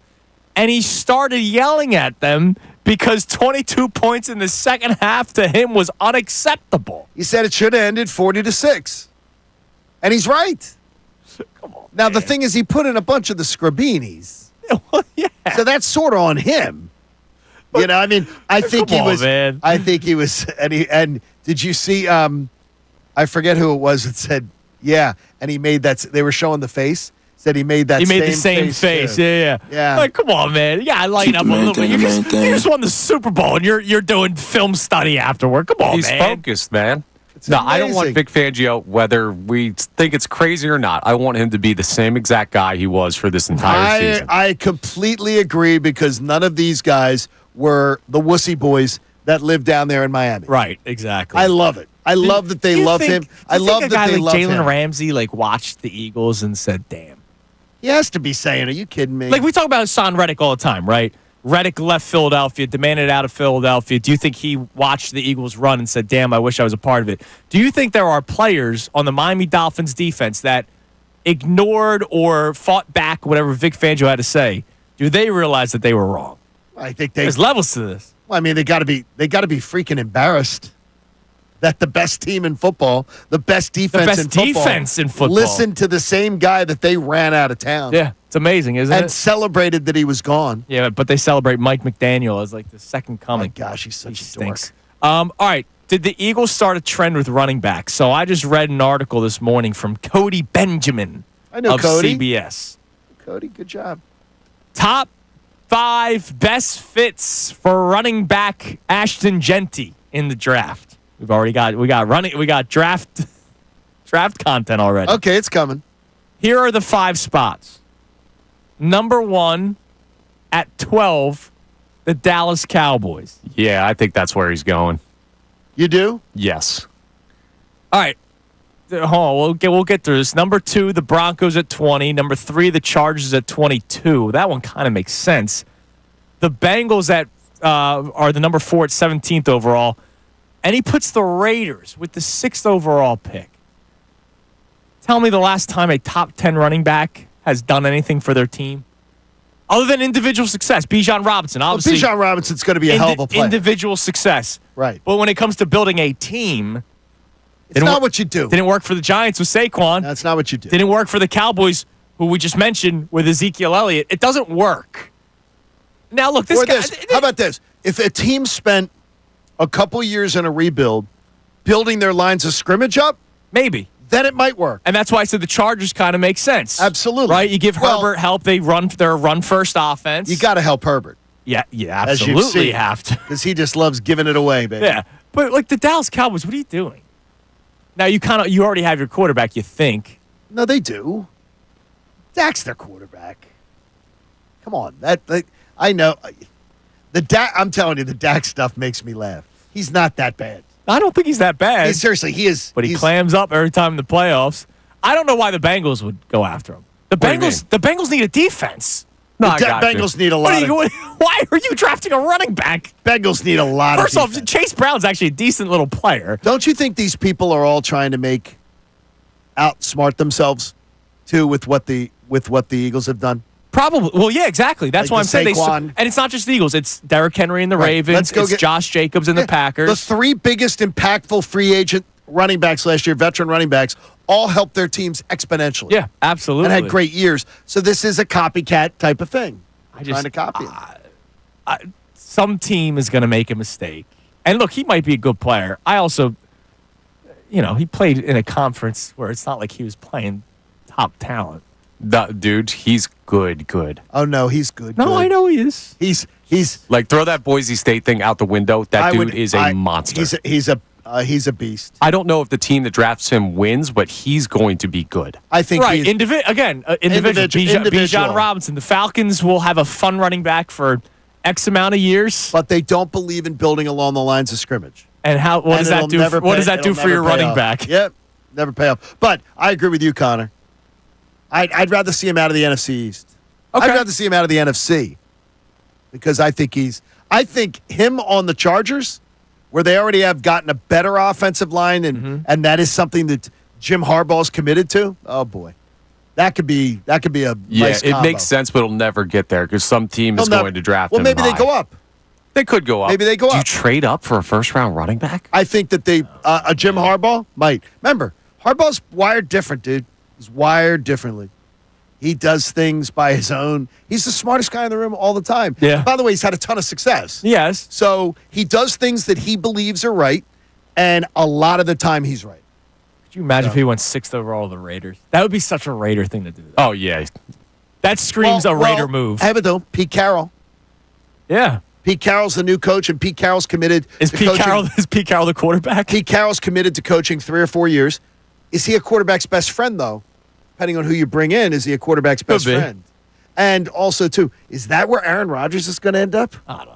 Dude. A lot of people thinking that Pete Carroll may go with Aaron Rodgers. How come he? What are you doing? Just hang it up, dude. Like, what are you doing? Like, you suck. Stop with your magic mushroom. You had a great career. My God, and now you're... Call it. Don't smear it at the end. Yeah, exactly. Call it. Call it a day, dude. Like, clearly your resurgence... And stop talking. Didn't work out with the Jets. And then stop talking for a while. It's not like the Jets didn't have weapons. He had weapons around him. He just sucked. And the Jets didn't have a terrible defense. No, they didn't. All right, coming up next, we reset today's show. Jeff McClain did his annual Who Stays, Who Goes. And it's not just his opinion. It's also based off of what he's done reporting-wise. He knows this team inside and out. There are names on the go side of things that you are not going to want to hear. We will tell you about them coming up next, and then that gets back to our main topic today of whether or not the Eagles deserved your blind faith or very little questioning. We'll check the text line on that coming up next as well. It's Kincade Salciunas, 97.5 The Fanatic.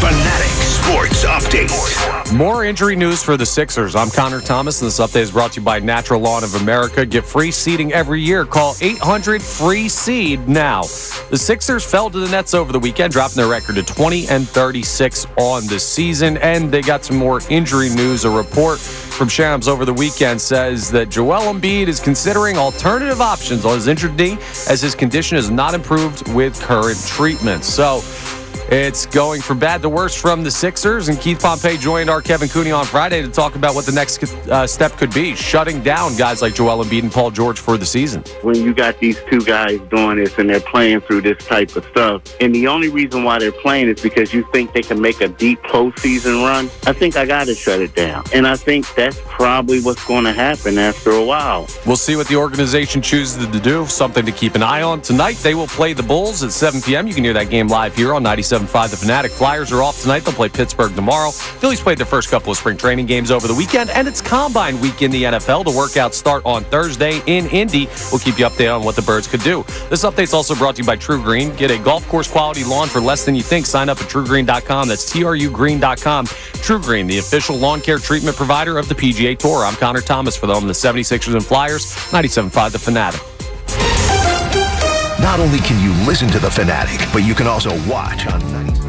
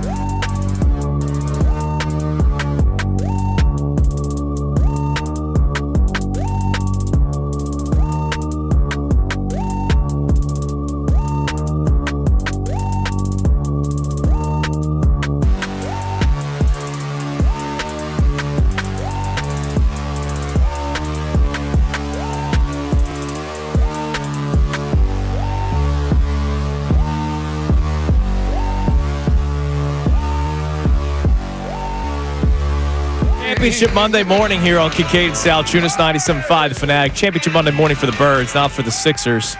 Joel Embiid discussion also on the table today. Shams Charania reporting yesterday that the Sixers are looking for alternative options also for Joel Embiid. Joel Embiid is a part of this. And I think there's one option. Shut it down.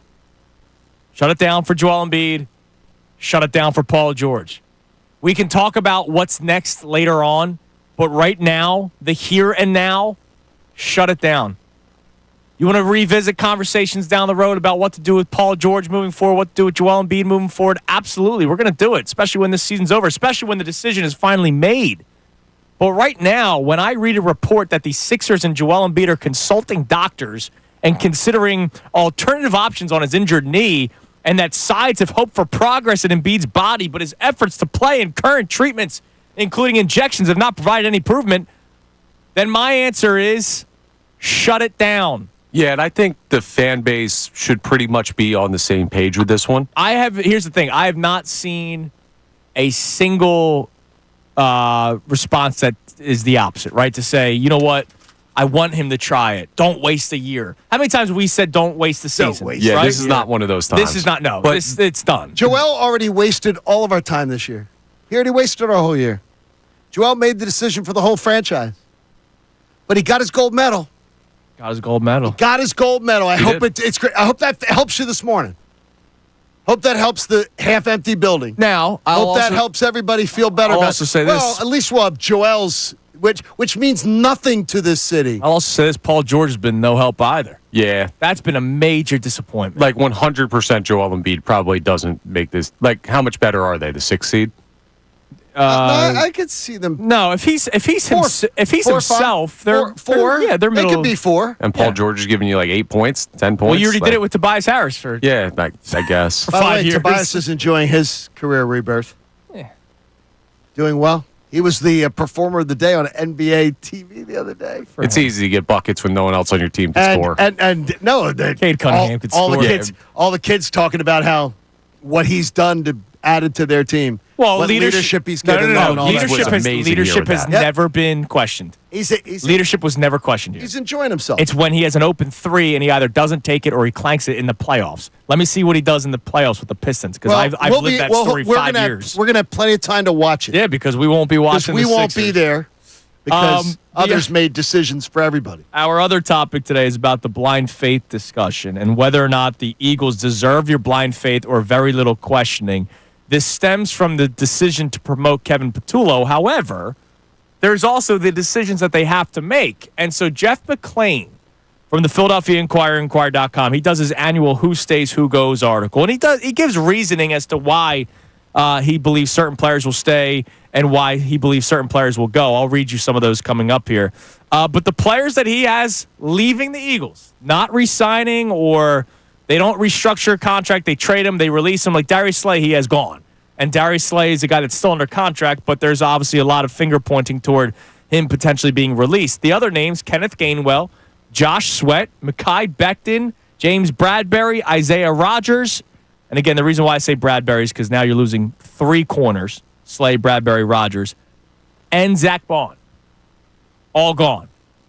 And if Zach Bond is gone, how much blind faith? Because remember, we were told to stop even questioning the Patullo decision. Yep. People People were upset with us last week, Johnny, for questioning it. If they move on from Zach Bond, is the blind faith gone? Or no, it should be gone because you didn't mean anything. Because if anybody's going to sit there and go, yeah, I'm totally fine with the Eagles getting rid of Zach Bond, they'll be fine. After a decade or more of not having linebacker covered, it's ridiculous. Yeah, and you finally had it covered. It's gonna be, and you had an incredible year out of it. Yeah, but like my thought process is, what would the reaction be? Like, let's live in a world. The news comes down. Zach Bond is going to the San Francisco 49ers in free agency. People will lose their minds. Exactly, and they should. Because that's a linebacker. You know how we have the quarterback it depends on the price tag. I'm not losing my mind if you're telling me he's going to get paid top 2 or 3 linebackers in football. Bye-bye. Well, I love you, Zach Bond. You're awesome. I am not paying that. How do the 49ers do that? They got to pay Purdy. Like, they got to figure out what they're doing at quarterback first. Like, they don't exactly have a world's worth of cap space. Yeah, I don't know what their cap space situation I don't think there are a lot of contending teams that are a linebacker away that would pay Zach Bond top of market money. I still wouldn't pay Brock Purdy. I think the term you used right there is the interesting one. I don't know anybody you ever hear in football go, we're a linebacker away from winning a Super Bowl. Exactly. It's not a position. I'm not paying him. I'm not paying him top dollar. Right, $40 million. I'm paying him I'll give him a nice paycheck, but I'm not giving that. Well, we went through this last week, 2 weeks ago. The top paid linebackers, Roquan Smith's number 1 with $20 million per year. Zach Bond's not Roquan Smith. Fred Warner's 19. He's not Fred Warner. Zach Bond's, yeah, exactly. Tremaine Edwards is at 18. Matt Milano, then it drops down to 14. I don't know Milano enough He's a good ball player. Like, he's a good ball player, if but you I have don't to know pay him him more, enough. all right, I'll pay him more. If you're telling me right now I can get Zach Bond for like 16, Yeah, you probably I'm in. do it. No, I'm in. If I could, how much did the guy Steelers to Ravens? Patrick Queen, $13.7 million. Oh, I'd pay Zach Bond 14, 15. Yeah, that's why I don't think anyone's throwing this crazy money at Zach Bond that the Eagles can't match. Well, if it's 14, 15, sign me You're up. all for I'm it. all in. Yep, absolutely. By the way, what McLean wrote about Bond, he earned a healthy raise, but the Eagles don't traditionally pay linebackers. And how much of this was Fangio's scheme? Well, so does Fangio go, hey, Howie, I love Zach, but you shouldn't pay him $20 million. Get me this guy off of this team. I'll be able to make it work. You can do that. Man, it's a lot to go over. Yep. You're listening to 97.5 The Fanatic, WPN and WPN HD1, Burlington, Philadelphia, Beasley Media Group Station, broadcasting live from the Comcast Business Studio, powering possibilities. He also had Mekhi Becton gone. Schefter last week said he could totally see Mekhi Becton coming back. Here's what Jeff wrote about Becton. By the way, these are all like 1 to 2 sentences, so it's not like he's doing These are little thumbnails. He's not doing deep dives. He will. Jeff McClain will. Another of Jeff Stoutland's reclamation success stories is now positional versatility on his free agent resume. So that might be a big part of it. Okay. Hey, I can play guard. I can play tackle. Who's going to pay me for it? Or the human being factor. He may say, I want to stay in Philadelphia.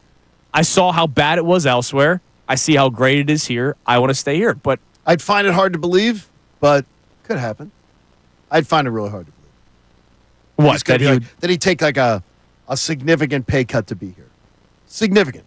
The question is who. Incredibly hard to believe that's going to happen. And, you know, we could talk to Jeff about this tomorrow. We could talk to Shefty about this on Wednesday. Our team's looking at him as a guard or a tackle. Like if you're a team and you see, Mekhi Becton's available, are you paying him to be your right tackle where he was labeled a bust? Now, granted, with the New York Jets. Correct. Anybody could suck with the New York Jets, right? Look at what Sam Darnold did this year. Or our team's going, look at how well he played as a guard. We're going to sign him as a guard. And the money's different. Now, guards are getting paid a lot more money than they used to. But guard money and tackle money is a lot different. What is a team on the outside looking at him as? I don't know, and I don't think they can look at him as tackle because there's no data to say that he can do it. I would say that they are looking at him as tackle. Because if you're going to look at a guy with that level of talent, like if you're going to take a chance on a dude who's worked in Jeff Stoutland's system, but like we know what Jeff Stoutland's system is, right? So the argument you made about Zach Bond, like it was Vic Fangio, you can 100% say that about Mekhi Becton. So any team that does pay him big money is taking a flyer in some sense. So now, but here's the thing: are you like if you're Mekhi Becton, you want stability too, right? You're not. You're not signing another 1-year deal. So are you going to give a guy 3 to 4 years as a tackle? Well, the thing is, you're taking a gamble either way. So what's the more premier position? And the more premier position is tackle. So it's like if we're going to pay this guy, we might as well put him at the position where he could make the most impact on our offensive line if he is the guy we think he's going to be. See, I think it's going to be if they're going to pay him top dollar. If someone's going to offer him top dollar, and they have the question of where do we play him, then they're not going to pay him top dollar. So if they're in a room going, we like Mekhi Becton, they're not going to go, well, wait a minute here. We got to pay this guy top of his market. Well, where are we going to play him? That's a guy you do not pay. I get that. Top dollar. That's a good point. You know, to me, I would. But there are dumb teams. Oh, absolutely there are. And they go, or they realize that they've been messing up not drafting interior linemen. How many times have we seen that with teams? They go with the flashy toy in the draft instead of an offensive lineman. Like if the Cowboys, we run through that article, if they go with Genti with their 12th overall pick, all right, you could say that it makes sense. They're losing their Hall of Fame guard. They lost linemen last year. They got to start. It's great and all that you think Dak is better than what a lot of people say, but if he's got nobody protecting him, absolutely, then how good can you actually be? Stop being so loud. Jerry could hear, and he might do something smart. He's got to do something dumb. I don't think Jerry listens. You know that's not happening. No, I know. I think though he does. What Jerry wants, Jerry gets. But you know what's funny though is Jerry, like my buddies from Dallas who do his weekly call-in, saw them at the Super Bowl. He listens all day, every day. He listens to them. No, he listens to everybody. He listens to, whoa, well, why did you get that idiot in gear. Why does he have this opinion? Listens all day long. Interesting. All right. Like obsessed with it. Jerry, draft Dash and Ginty, or draft a running back, whatever you do. Trade up. Don't Give all build your through the draft trenches. capital to trade up and get them. What do we have on the text line, Connor? So we have a lot of people checking in on both of our topics today. Now, this is an interesting point here from a texter that I don't think anyone's brought up yet on the Kevin Patullo hire. Okay. And they say, did Ben Johnson ever call plays before being offensive coordinator for the Lions? No. And he had a top 5 offense every year he was OC. Okay. Nobody's Okay. saying it's not No going one's saying to it work. can't work. But the thing is, did Ben Johnson ever work for an organization that failed at doing that, giving first-time play callers? By the way, it's worse than the list about the ones just this year.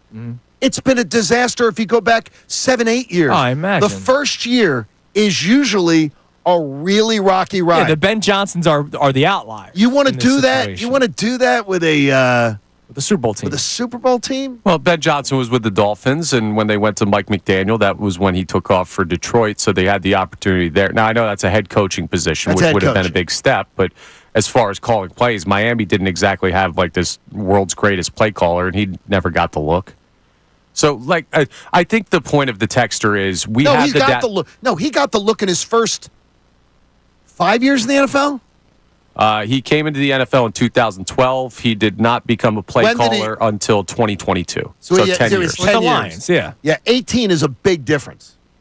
Big difference. Sure, I think the texter's I mean, not even getting a stand. No one knows Kevin Patullo's name. Half of this fan It's Kevin base, Patullo. more than half of this fan base, didn't know Kevin Patullo's name until the past 2 weeks. Right. I mean, he's not a name that people are talking about. But we'll see. Well, he is now, Johnny. No, he definitely is now. All right, coming up next, we have today's headlines with Connor Thomas. Can't wait for that right here on Kincade Salciunas, 97.5 The Fanatic. Tyrone Johnson, Ricky Vitalico, and Silvana Kelleher. The best show ever. Smart, intelligent conversation you need to hear. Listen weekdays 2 to 6 p.m. Philadelphia's source for breaking sports news. 97.5 The Fanatic and 97.5thefanatic.com. Flyers update from 97.5 The Fanatic. Well, the Flyers and the rest of the NHL return from the Four Nations face-off break, which, by the way, was an excellent exhibition of high-level hockey. And Travis Konechny and Travis Sanheim come back as champions of the Four Nations face-off as part of Team Canada. So some success in the break for the Flyers and hopefully some rest for the other players as they get back into their action post-break. But the big story for a team like the Flyers, who are on the outside.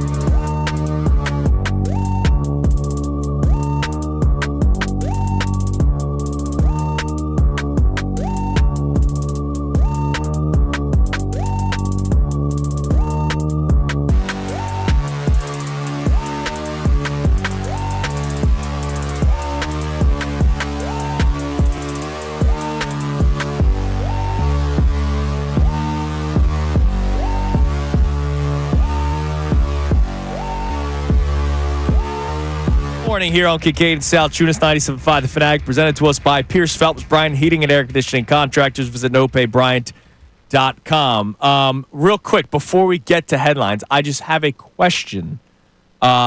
Is a half-court shot in headlines? No, it's not. Okay, so real quick before we get to headlines, a Cleveland Cavaliers fan hit a half-court shot for, I believe, like $10,000, something like that, which is awesome, right? Like, I always love those stories. I think it's always really cool when a guy hits like the half-court shot, gets the car or gets the money or gets, whatever. So the guy does it. He's wearing a LeBron jersey, and he does the chalk thing. Love that. Okay, that's funny. This is all before the shot. So he's playing it up. He's playing up to the crowd. He does the LeBron thing. He's dribbling between his legs. And all the while he's doing this, you see the camera shot of the guy in front of him.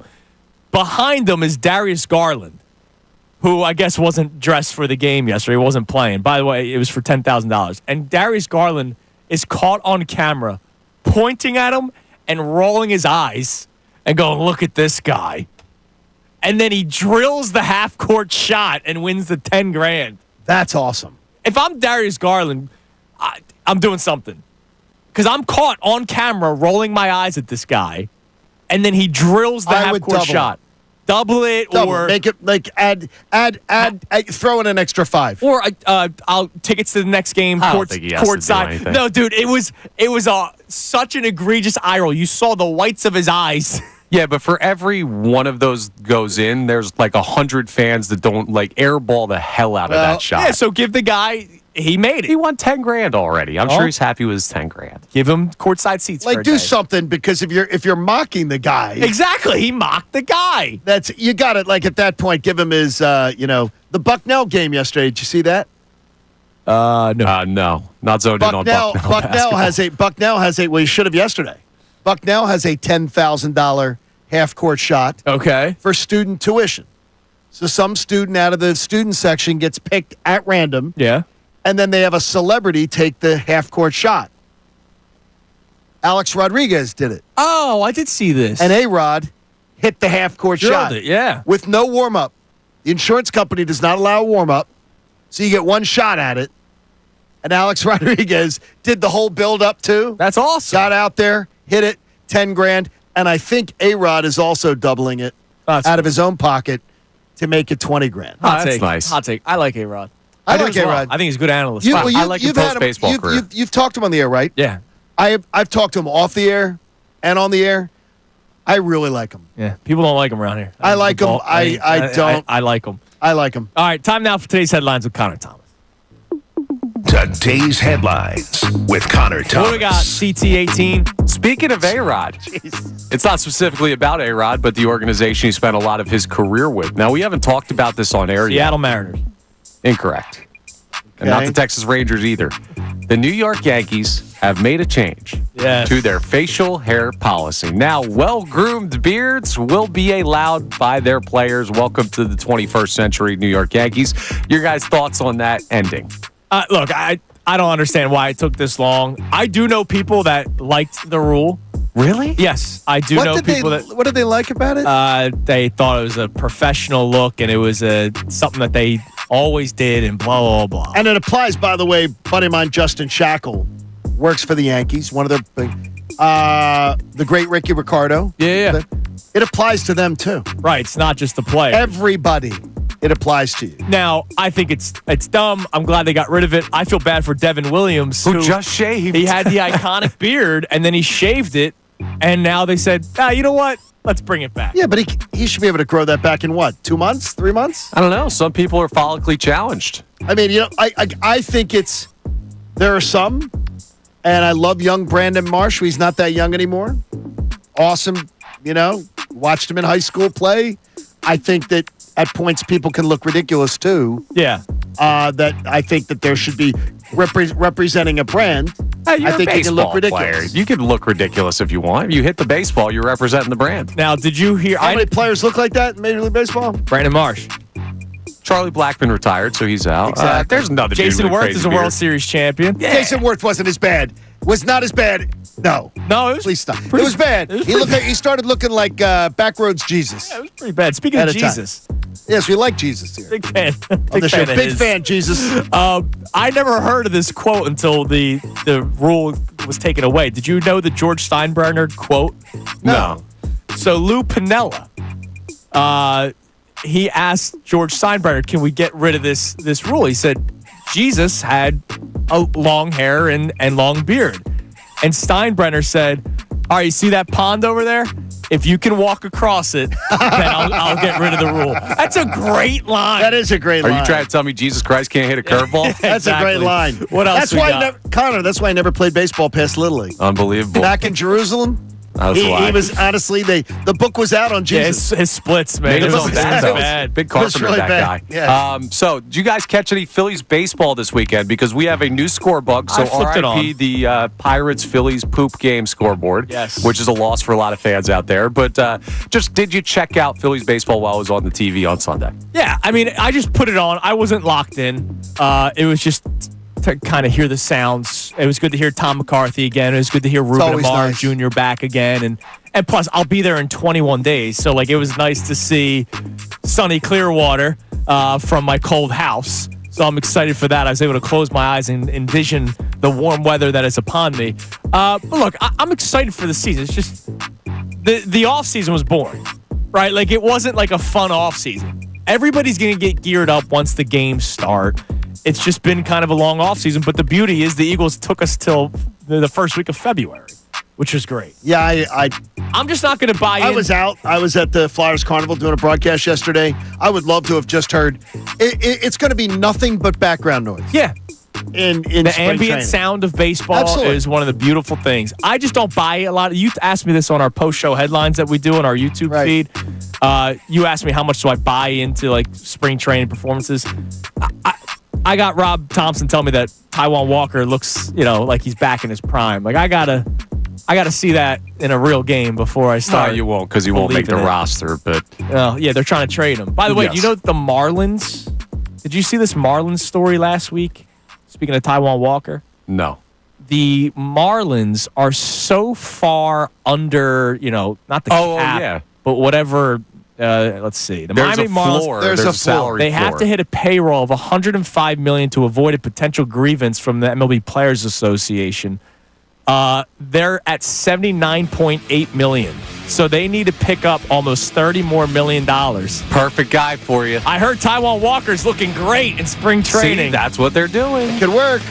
By the way, just a note. Yes, Don't believe everything you read on social media. that should be a note all the time. There might be a big story going around today that has not been verified that might not have any truth to it.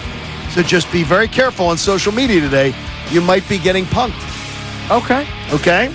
Just be very careful. It's good advice on any day. Yeah, absolutely. Could very well do. All right, coming up next, we'll get back to our Eagles discussion. Also, Keith Pompey joined Kevin Cooney last week. We played you one clip. We'll also play you another clip where he includes both Joel Embiid and Paul George and what the team should do. We'd love to hear from you. What do you think the Sixers should do? And if your answer isn't shut it down, you're wrong. It's Kincade and Salciunas, 97.5, The Fanatic. Fanatic Sports Update. A tough season so far. I'm Connor Thomas, and the Sixers fell to the Nets over the weekend, dropping their record to 20-36 on the season. They're on a long losing streak, and it has just been a rough year for them in a lot of ways. To make matters worse, the team and Joel Embiid are considering alternative options on his injured knee, as his condition has not improved with the current treatments he's undergoing. Paul George is dealing with injections in his finger before every game he plays. Keith Pompey joined our Kevin Cooney on Friday and talked about the potential of the team shutting down Embiid and Paul George. When you got these two guys doing this and they're playing through this type of stuff, and the only reason why they're playing is because you think they can make a deep postseason run, I think I got to shut it down. And I think that's probably what's going to happen after a while. Now, they've still got in the mid-20s worth of games left, so that conversation will continue to grow as we get deeper into the season. Sixers host the Bulls tonight at 7 p.m. You can hear that game live here on 97.5 The Fanatic. Flyers are off tonight. They'll play Pittsburgh tomorrow. Phillies played their first couple of spring training games over the weekend, so they're getting things going in Clearwater. And it's Combine Week in the NFL. The workouts will start on Thursday in Indianapolis. We'll keep you updated on what the Eagles are looking to do. I'm Connor Thomas for the home of the 76ers and Flyers, 97.5 The Fanatic and 97.5thefanatic.com. Ricky Vitalico The Eagles completely outclassed the Chiefs. talking about us.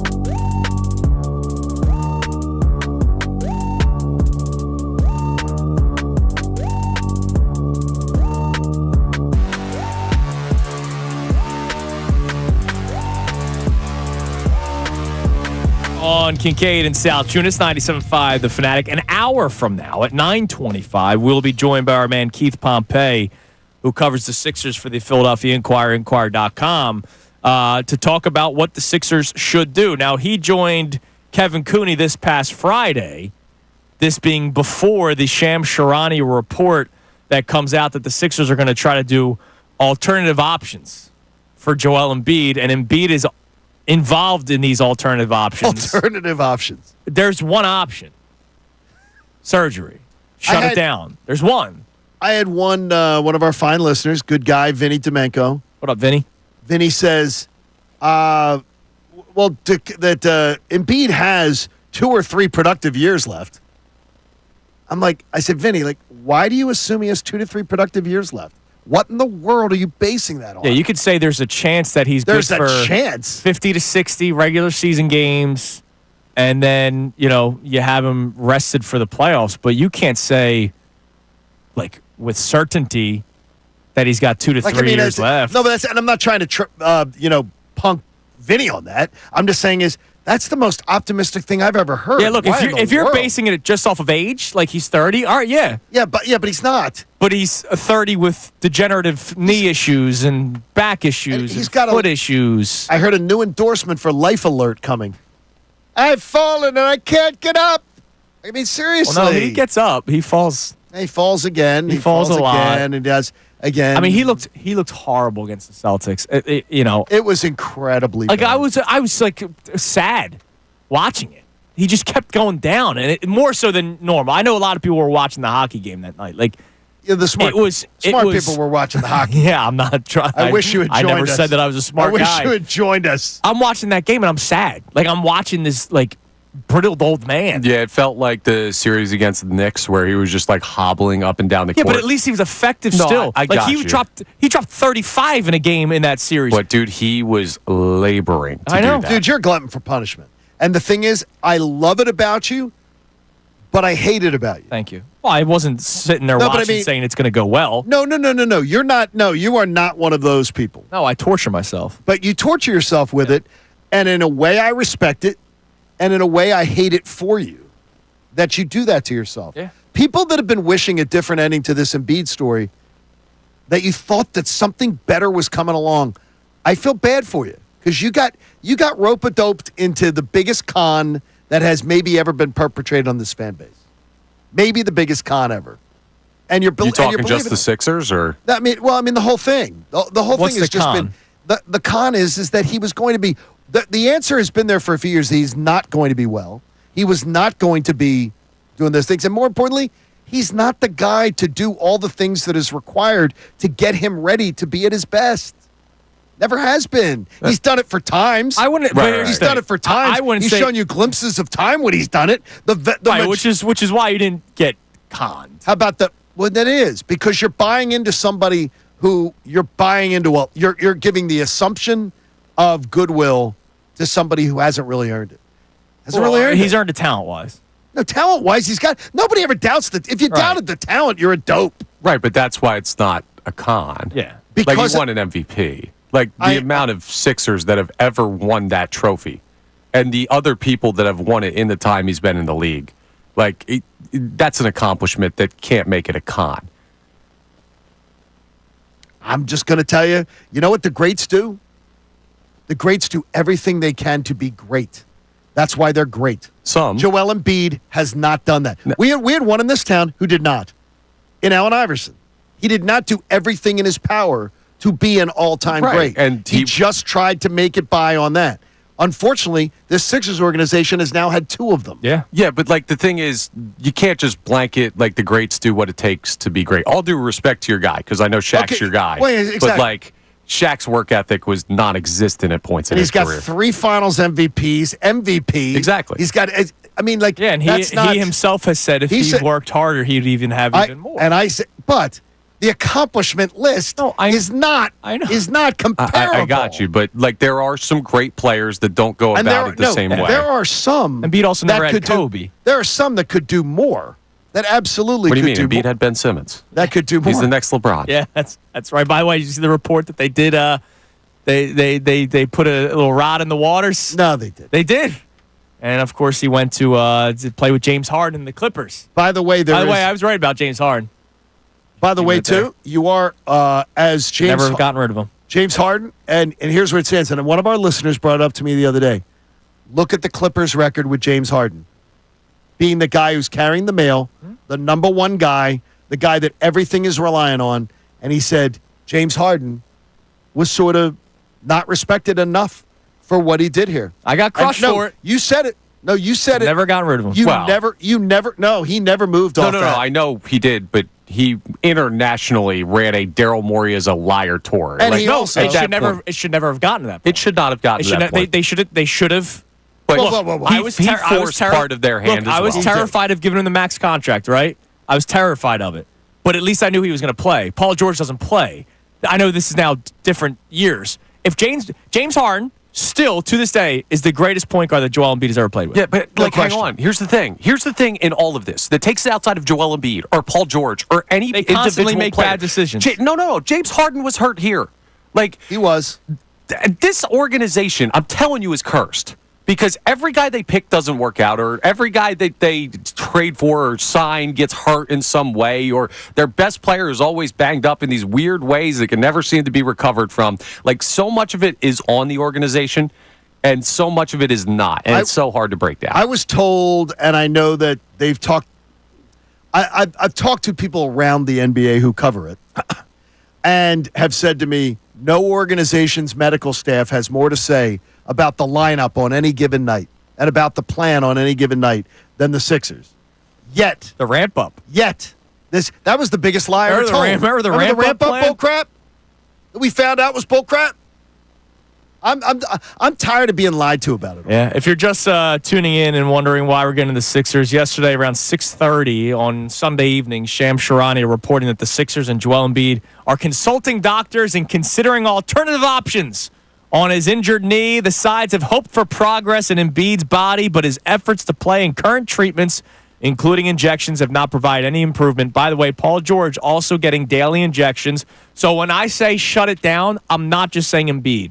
Shut No. down Paul George too. Correct. And we can further the conversation later on about what you do with Paul George, what you do with Joel Embiid. All I know is this year's over, so end it. And if you think about it's terrible, this is just bad luck on Joel's part, his early career conditioning, his early career commitment to being at the proper weight, being in the proper condition, the work ethic that wasn't there is now coming back to haunt him with injuries, too. It just is. He did things that he didn't take it seriously enough, and then that's going to be a big wasted opportunity. Real quick, Yes. we got a Phillies lineup for today. Ooh, let's go. And could this be a potential opening day lineup? By the way, we will have opening day coming up 5 weeks from today at home. The home opener. I think 6 weeks, I think. 6 weeks is the home opener. I believe it's 6. I love that. Now, this isn't March 31st. This isn't fully opening day. No, it's 5. I'm wrong. 5. How about that? This isn't fully opening day because not every Home opener. For the No. He's saying the I'm talking lineup. about this. No, lineup. I got that. Yeah. Yes, I know. Christopher Sanchez is starting pitcher, so obviously Wheeler would be the Okay. opening day starter. But your lineup: Trey Turner leading off, Okay. Schwarber in the 2-hole, followed by Harper, Bomer 4th, Castellanos 5th, Stott 6th, Real Muto 7th, and then they have Kepler and Mercado as your, left and center field. I imagine that's not your opening day left fielder, center fielder. We don't know the Rojas Marsh situation. But yeah, that's your lineup for today. Gets the feel of an opening day lineup. Schwarber 2nd? I don't love it. I don't love that. No, I want him 4th. Like, it doesn't make any sense because, and even as they've talked about it, and the Phillies have now talked about it on record, one of the biggest assets that Trey Turner has is his wheels. And yes, he had a hamstring injury last year. Yes. Which added to it. But he was not himself after that injury. But man. Schwarber clogged up the bases. Well, Schwarber's behind him. No, that's what they're talking about, what they did before. Oh, okay. Is Schwarber clogged up the bases for one of their most effective tools that they've got in the lineup is the speed. And he clogged them up for Trey Turner, and he clogged them up sometimes for Bryce Harper. Yeah, but like Harper, I don't know. He doesn't run that often. Bryce Harper runs like a madman, though. Not stealing bags. Well, no, but they're saying like where there are times where they have to stay because they can't go for the extra base. Maybe that's because he's smart. clogging them up. Maybe you want Bryce Harper to have to stay at first, instead Johnny. of trying to get a double on a base hit the center field. Instead of getting thrown No, out they're by talking 50 about feet. when it's clogged up, not that. The dumb base running, and I'm glad to see Rob Thompson address it publicly. Yeah. That we have to be we have to learn to be smart on the base pads. I can't believe with the veteran roster he's got that Rob Thompson's even having to utter those words, that we have to not run the bases like a bad Little League team. I can't understand it, that it's still being talked about. I'm still grossed out by this outfield. I don't bother. I'm grossed out by it. It's okay. We're doing another year of this. It's spring training. Yeah, the outfield's all right. It's spring training. It's not gross. Stop. Gross. When we come back, I'm so going to name some names that played in the outfield in past years, and you're going to realize how good we have it now. I was told David Dahl was going to be a good pickup for the Phillies last year. That doesn't even scratch the bottom of the barrel. Yeah, Weston Wilson.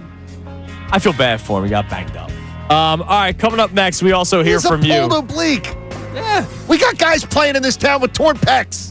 Tired of hearing about it. No, oblique's tough for swinging. God's sakes. Oblique's tough for swinging. It's very tough. All right, coming up next, we'll check our text line, but also Connor's going to tell me that the outfield's good. It's Kincade Salciunas, 97.5 The Fanatic. The Philadelphia 76ers.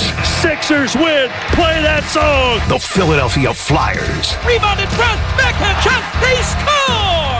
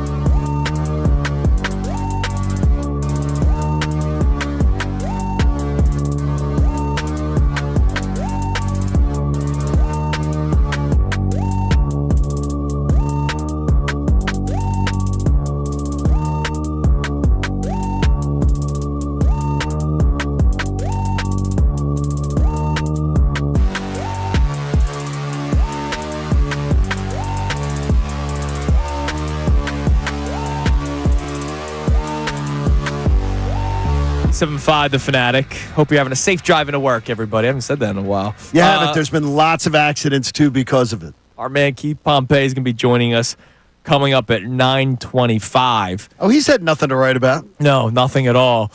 Before we get back to our texts and our Eagles discussion, why is this outfield going to be fine, in your opinion? That's not what I said. All right, you said good? No, you said the outfield still disgusts me, or what? Grosses you out? It's gross. Yeah. Yes. I don't. I mean, we don't have to revisit the conversations. I don't like my left fielder striking out as many times as Kyle Schwarber, but hitting 15 home runs. And Johan Rojas, great defender, but, Going to hit 237. You've gotten sick of your nice, cushy outfield apartment when you were a homeless outfielder like 4 years ago. So the 2021 team, the guys that were in that outfield, were dudes like Roman Quinn and Adam Hazley. Hold on. You like Matty Carshield? Hold on. Like, I like Matt Vierling, but I don't care about 4 years ago when there wasn't a championship team. Connor, they have the second highest payroll in baseball last year, and they're trotting out these. It's like, honestly, they're doing things that championship teams do not do. I would have moved on from Brandon Marsh if I could have found a suitor. I would have. They didn't, by the way. Exactly.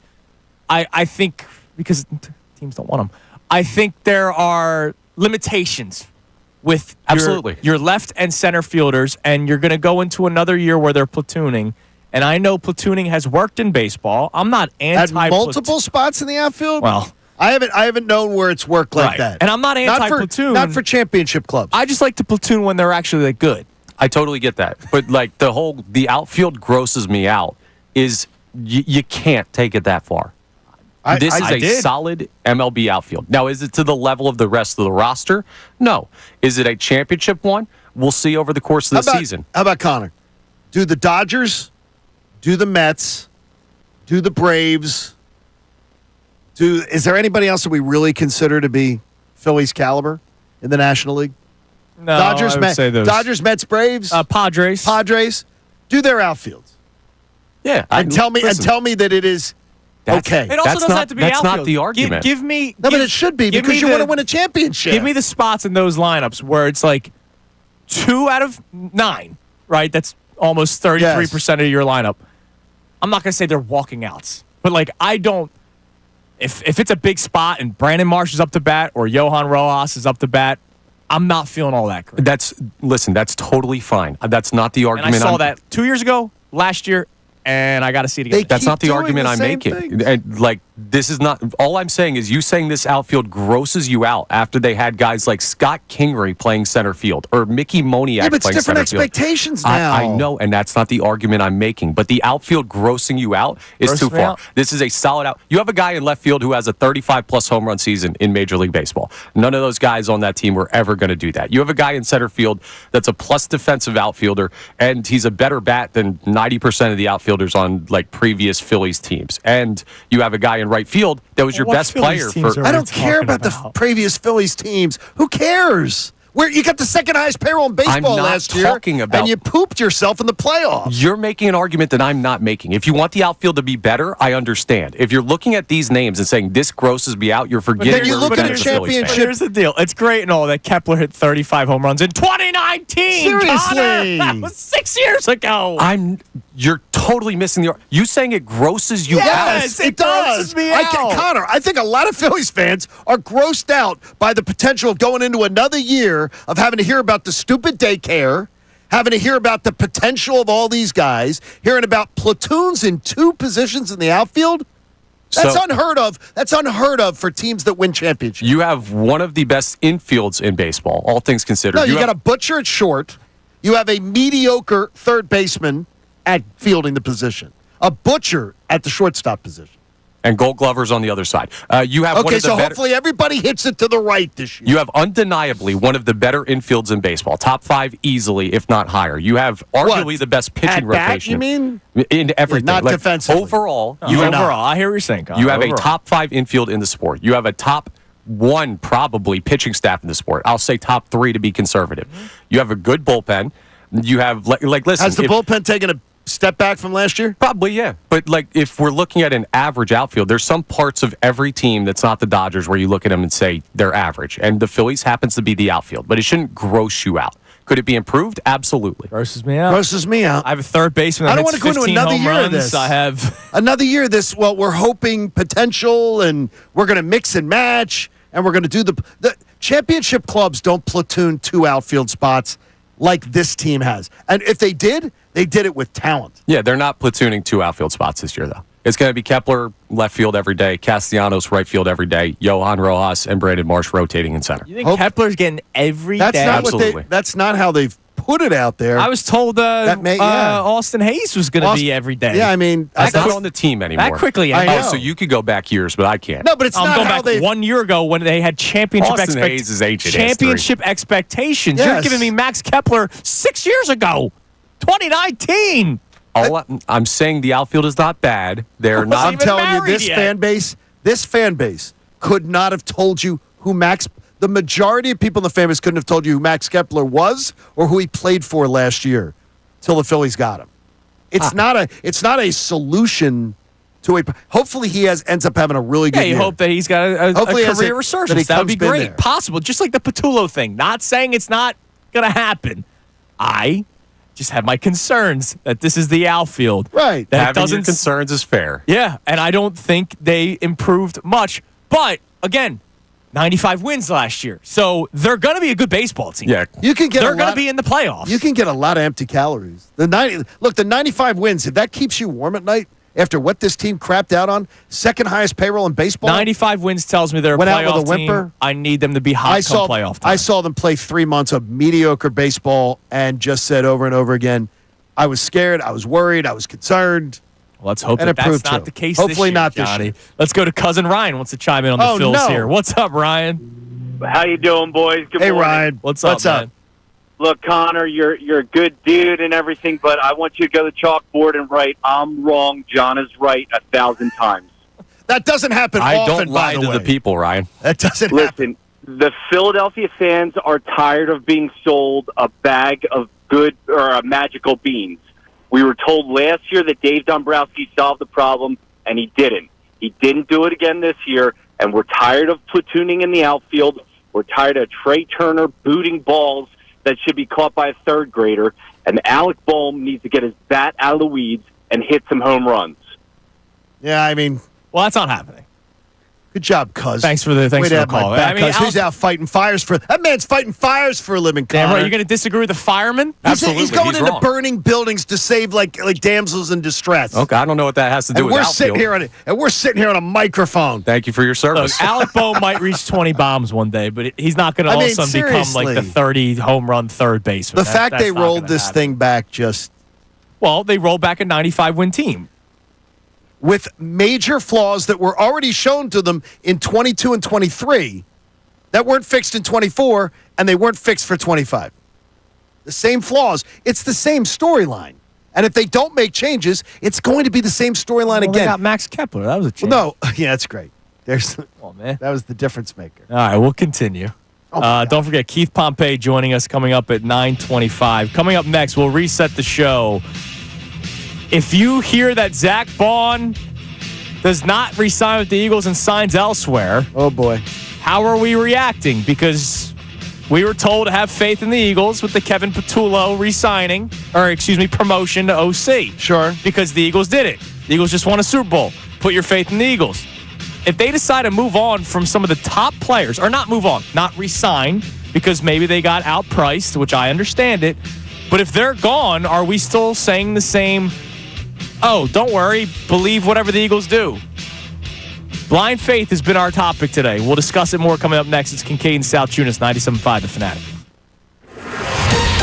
Fanatic Sports Update. A new strategy for Embiid. I'm Connor Thomas, and this update is brought to you by Mercedes-Benz. At Mercedes-Benz, there's a reason they go the extra mile from testing their vehicles to creating AI that can anticipate your needs on the road. They demand that every car is worthy of their star because it's Mercedes-Benz. Sixers fell to the Nets over the weekend. They're now 20-36 on the season.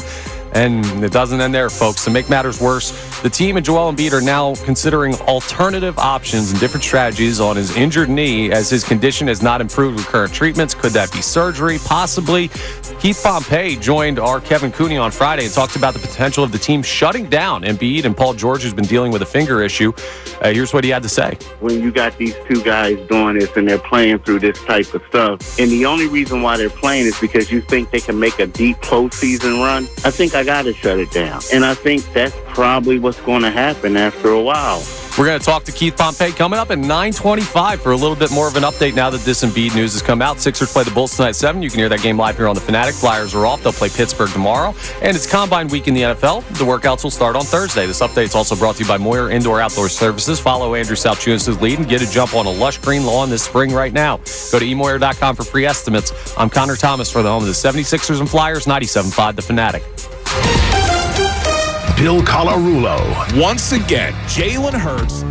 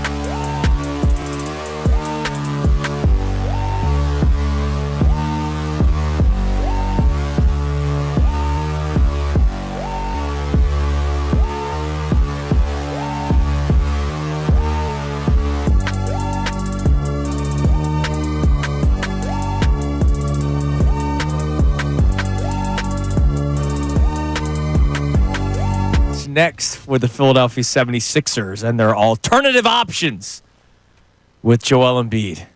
There's one option. Shut him down. It's the only option. It's the only option.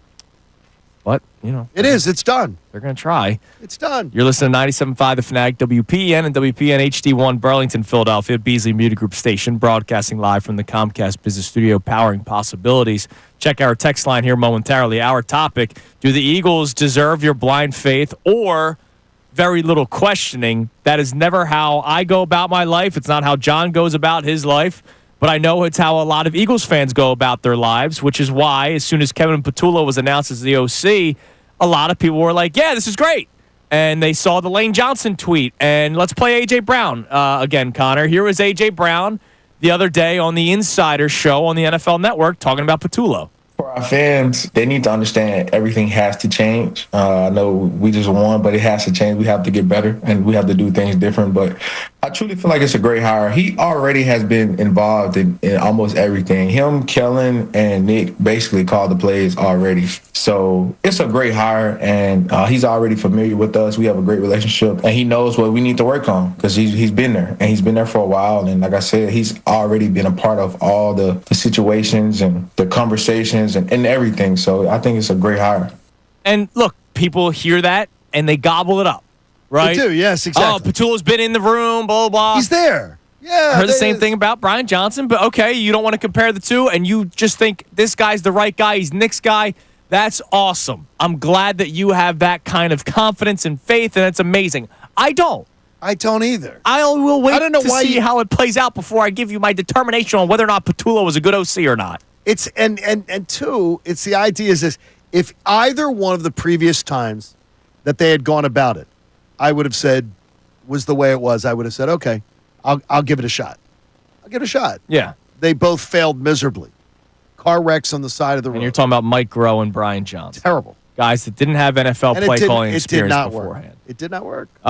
So we're talking about that, but we also then turn it to looking forward and the blind faith conversation because Zach Bond, there's a lot of teams interested in Bond. And Jeff McClain on his annual Stay or Go article, he has the Eagles parting ways with Zach Bond. And if that's the case, are we still having that same level of faith when it comes to Howie Roseman and the Eagles? And whatever they do, I will agree with. What are the people saying on the text line about this discussion this morning, Connor? All right, so we have a check-in on the conversation with the Joel Embiid stuff that we got into from Edwin in Philly, who says, with Joel Embiid, let's say they finally move on from him, and I hate to think this is the way that it ends, but what if they do that and it blows up in their face? I think this has to get factored in as well. If this organization operated like the Celtics or Thunder, I'd be more confident they can right the ship, but I just don't believe, or I just don't know if they can recover from a move of that magnitude. All right, so I've talked about this before. I think if the Sixers were to move on from Joel Embiid, it's done. Sixers are done. Unless you get like a generational talent with Maxey, because I think Maxey's a good basketball player with his limitations. I think he needs a guy like Joel Embiid on the court. You can't operate based off of fear of result. You can't do that. I think that's fair. You can't. That's like, very fair. I get it. If Joel Embiid goes elsewhere and whatever team's medical staff finds the magic elixir for Joel Embiid and he's back to his dominant form, but he also has help around him, which he's never truly had the help around here other than 1 year of Ben Simmons caring and 1 year of James Harden, 1 full year of James Harden. He hasn't really had the full complement of players that other teams have had. We talk about Jokic all the time. Let's not act like Jamal Murray and Michael Porter Jr. weren't exceptional the year they won the NBA championship. He obviously made them better, but Joel Embiid does that too. But you can't base your decision off of what if he's healthy if we trade him. You can't do that. Yeah, it's just totally not fair to look at it that way. No, because we've seen if the only thing you can get back is 1 second-round pick, then yeah, you keep him and you hope that it works out. You're not going to just part ways for a second-round pick. I get it. You said if anybody would take the contract, you would do it. And obviously, you can't just trade a second-round pick. You would need to make you got to have everything. Everything's got to match. But which is going to make this incredibly difficult. Which is why I would not make a move just to make a move. No, I agree with you. I would not do that. You got it. Well, something has to match up. And unless you had a bunch, if you told me you had a bunch of expiring contracts, you could make this money work, and we'd have to sit through 1 year of crap next year for those expiring for the expiring contracts. Okay. You have to sit through 1 year of the expiring contracts. You would do it. I'm totally fine with it.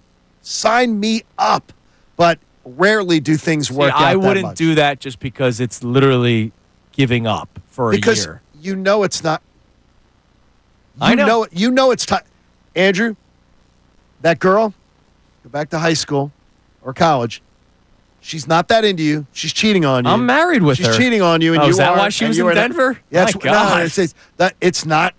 You gotta see the daylight.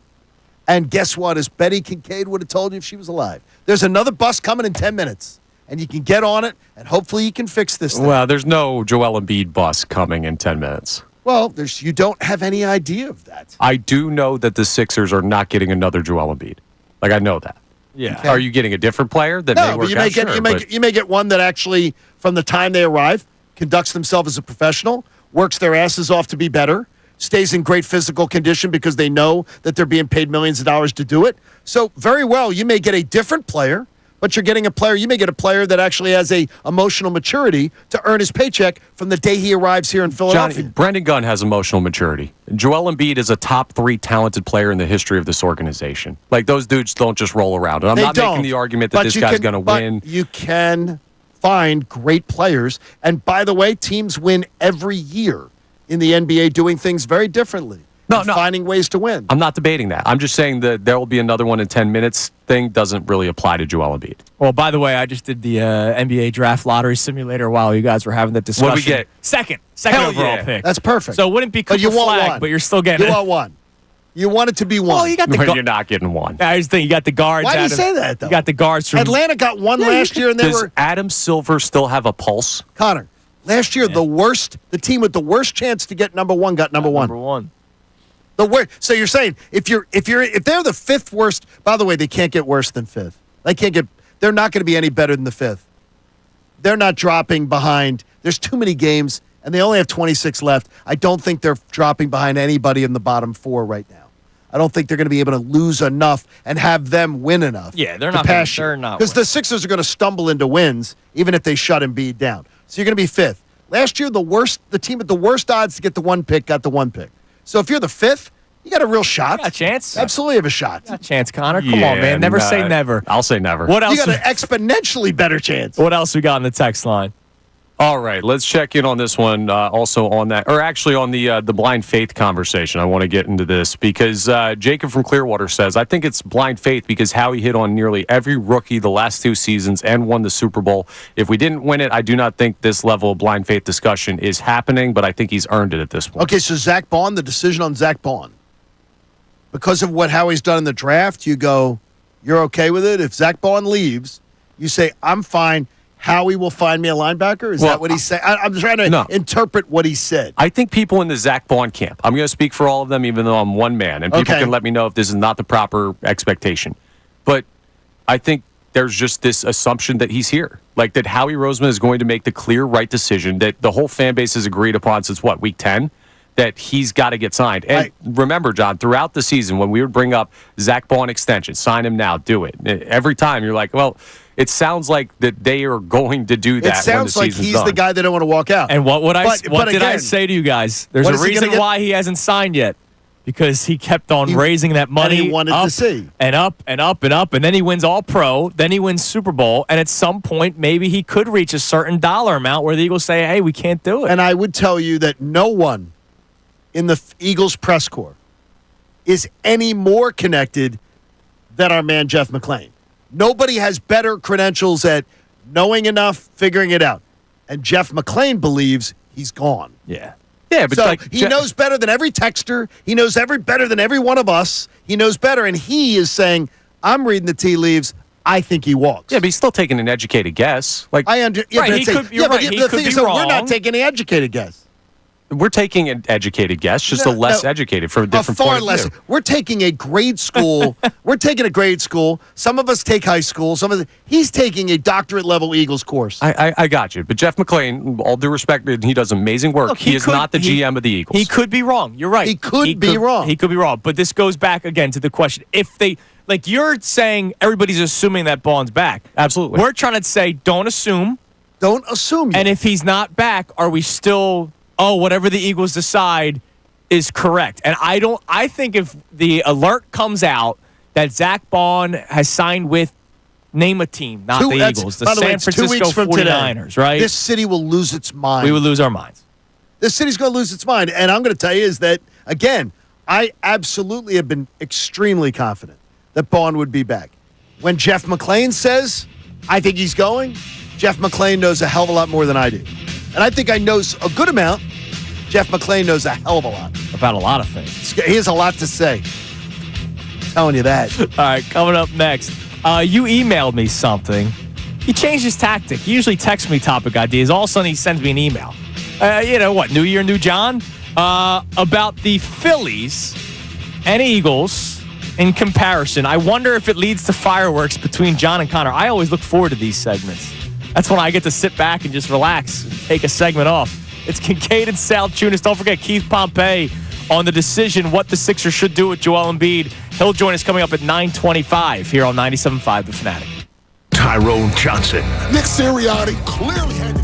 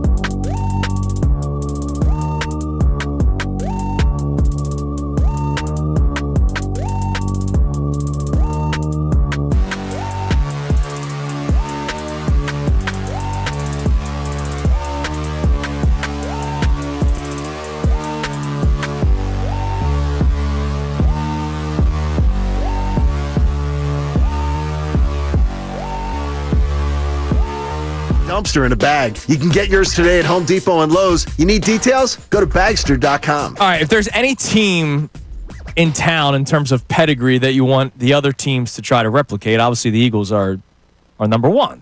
And they won the Super Bowl on February 9th. They've been to 2 in the last 3 seasons. They've been one of the more successful franchises in football and maybe in all of sports since the turn of the century. So you have something that you want to, I guess, discuss about the Phillies, because I would say they're the closest one to the Eagles in this city right now in terms of being a good team. Flyers are rebuilding. Sixers are heading in the opposite direction. So what do you have to say about the Phillies, Johnny? And I'm trying to tell you why the Phillies haven't reached where the Eagles are. Mm-hmm. I'm going to rely on Dave Dombrowski,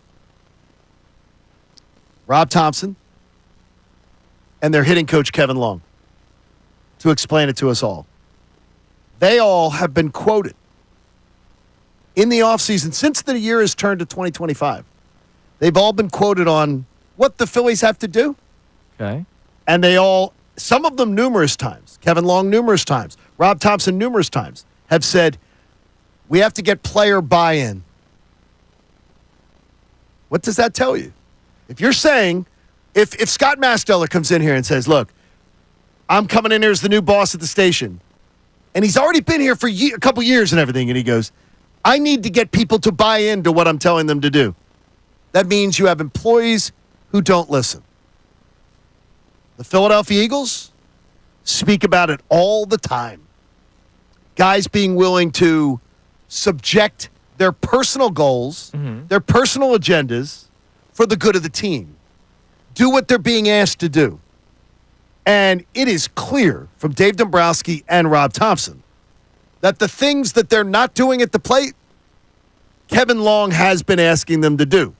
So if this is a Kevin Long apology on my part, that they have been preaching to this team how to conduct themselves, how to do things, when you have executives and a coach talking about, we need the players to buy in. They need to buy into what we're asking them to do. We got to get buy-in. And it was, by the way, in reference to being selective at the plate, running the bases the smart way, everything.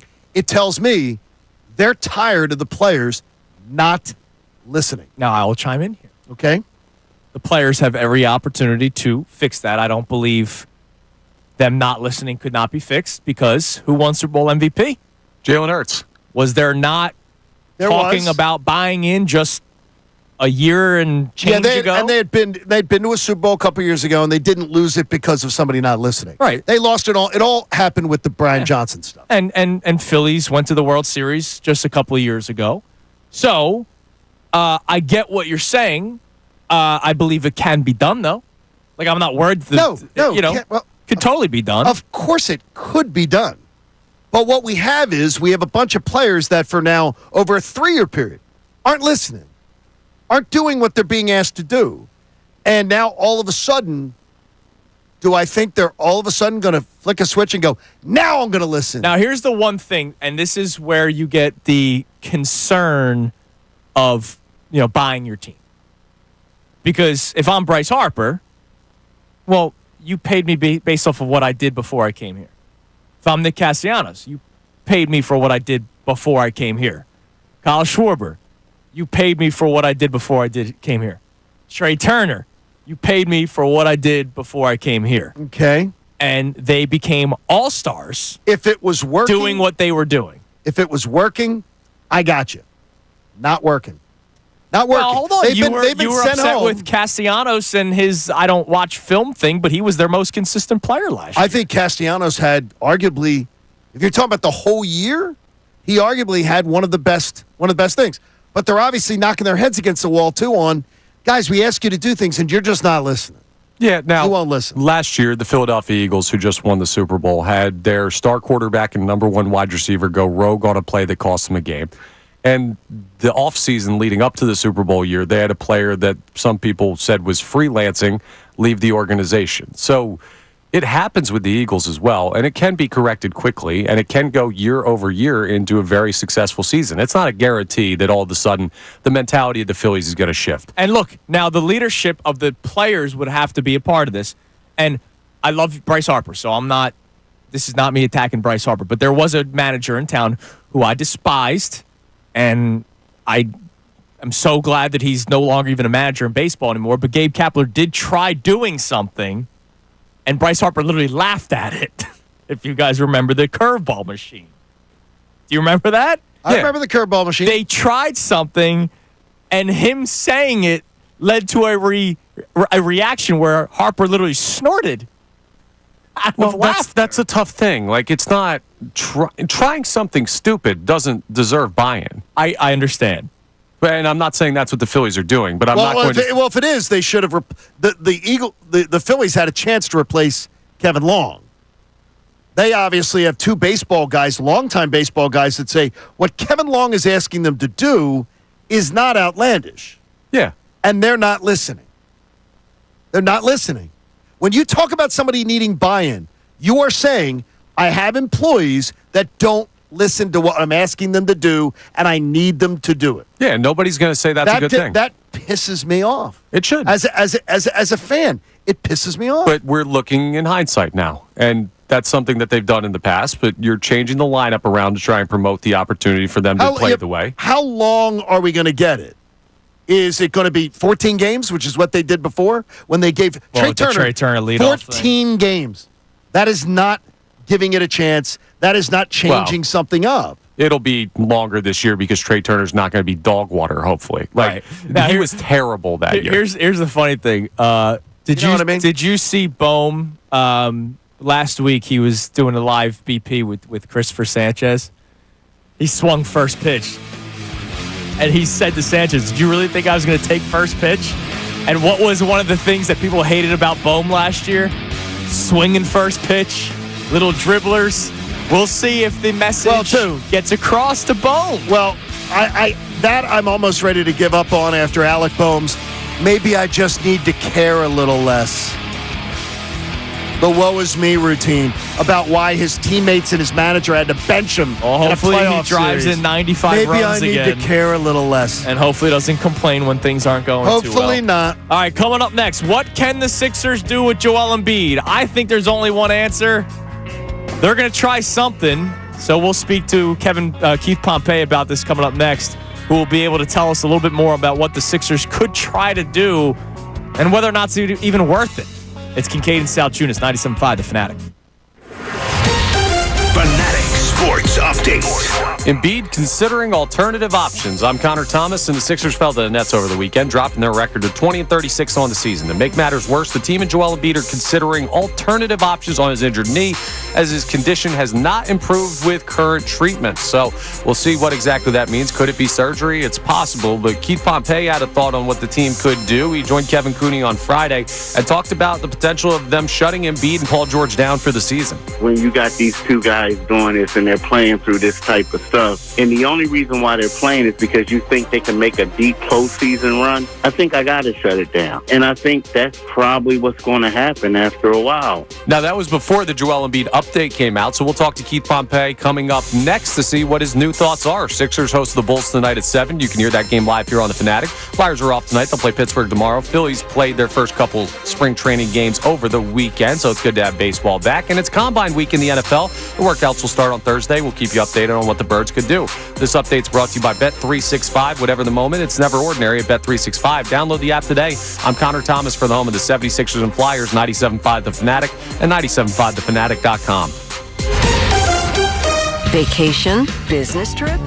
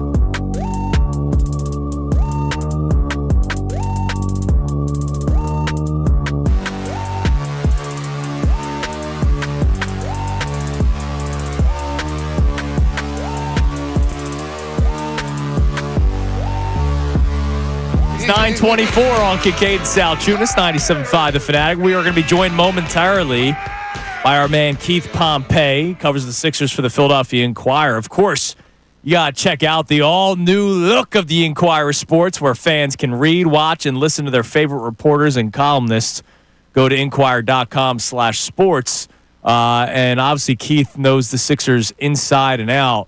And he joined our man Kevin Cooney last Friday, and he was saying that the Sixers should shut down Joel Embiid. Then the report comes out last night from Shams Charania that the Sixers and Joel Embiid are consulting doctors and considering alternative options on his injured knee.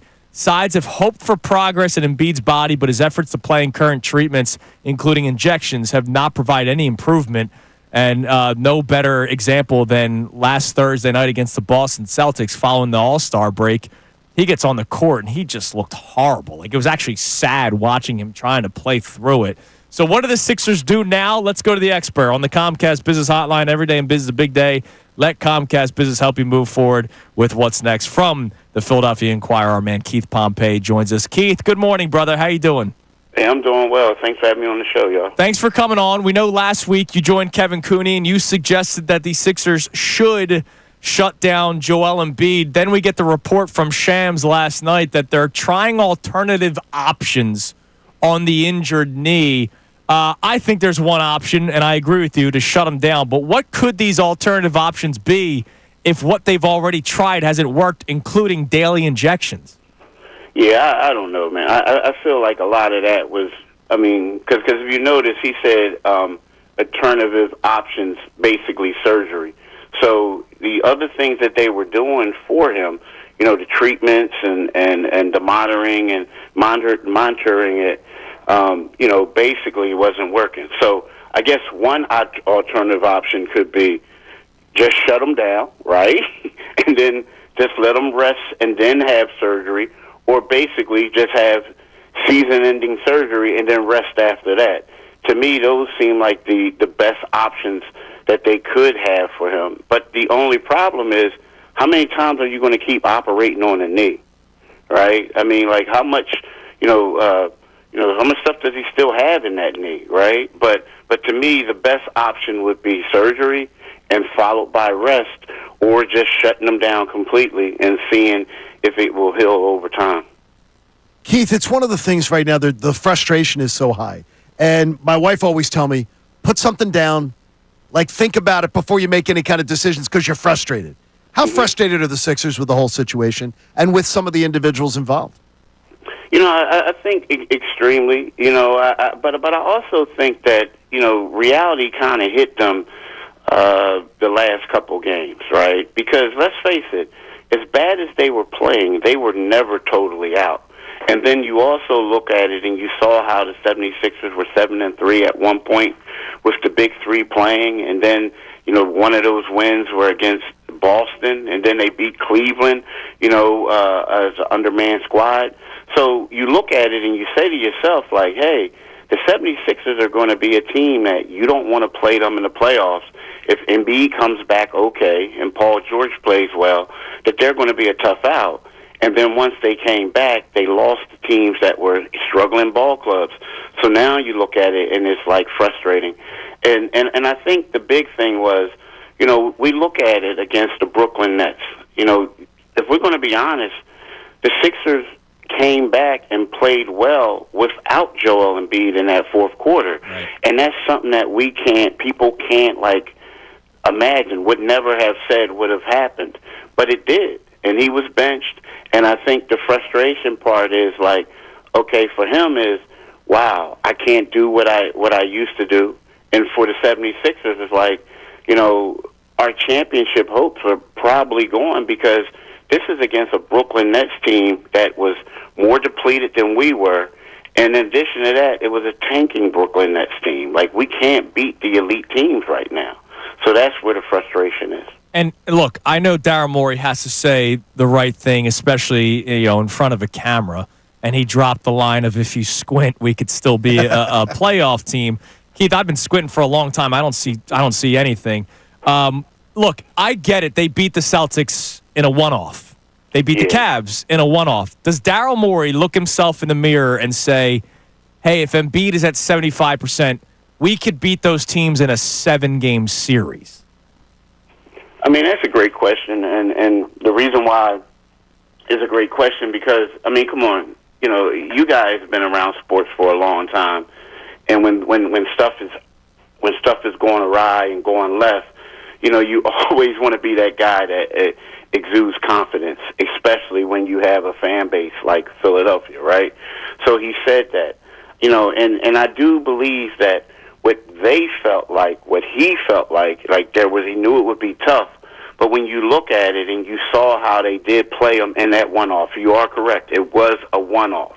And then you saw how they were up 16 against Boston, you know, the one time late, like that they felt that they had a chance. Because, you know, when you think of it, if we're going to be real, if we go back a couple weeks and you think of it and you're saying, okay, the AFC, the Toronto Raptors, the Sixers, or the Brooklyn Nets or the Chicago Bulls, who do you don't want to play? And if I'm Cleveland or if I'm Boston, I'm like, I don't want to play the Sixers just because on paper what they have. But we have since seen, since he made those comments, that maybe the Sixers are the team that everyone wants to play. But when he made it, it was one of those things where, yes, it would be hard for them to win a playoff series, but at the same time, you know, you had a big three, while these other teams had like two-way players and G leaguers, you know, trying to make a name for themselves. Keith, do you think that there would be a huge market out there, or a big market, a medium market for Joel Embiid's services if he went and got surgery this offseason? Okay, here's the thing. Daryl Morey, a lot of people saying Daryl Morey should lose his job because of what he did, right? Right, giving him that extension. If you're a general manager and you want to keep your job, I think you might want to stay away from this one, right? Because if it does work out, yeah, you're a genius, but it's probably not going to work out. And then next thing you know, people are looking at you, man, you gave up that for Joel right now? You know what I'm saying? So, like, you know, and again, I get it. Some people might say, hey, we need a championship piece. Like, let's just say, I'm just going to throw out a team. Let's say the Oklahoma City Thunder. Let's just say if both of their centers got injured, and you know you have this young core, but you need Joel Embiid to be kind of sort of like Bill Walton was when he was with the Celtics, or like a older Kareem when he played with the Lakers, right? Well, the difference is he's making super max money, and these guys weren't. And then so, like, it's hard to make a trade for him, because even if he does have a surgery and the surgery works, but for how long? You know, right now he's 30 years old. You know, we're talking about he still has 4 years left on that deal. And, you know, he has an old body just because of all the injuries. What is he going to be like when he's 32? You know what I mean? So if it was me, I think I would pass on that one. And I think that's what makes it hard for the 76ers, because they gave him that money that's guaranteed. And, you know, it's just, you may want to live with it, and well, you're going to have to eat it, because, like, no one is going to be hard for somebody to trade for him because of how much money he's making. How hard has this year been on Tyrese Maxey? You know what? I would say it was tough early on, right? And it still is tough. But I think that with Tyrese, you know, we've seen growth, right? You know, he's always been a great guy. He's always been a locker room type. But I think we've seen some leadership. You know, initially I think he came out there and, you know, they were losing. He was frustrated because he was trying to do so much. But now you look at him and you see him back to being his fun-loving self and this and that, and he's seeing growth with teammates. So, yes, it's been tough. But at the same time, you know, I think that this is going to be a year that we'll look back and we'll see that, you know what, in the end, it ultimately helped Tyrese.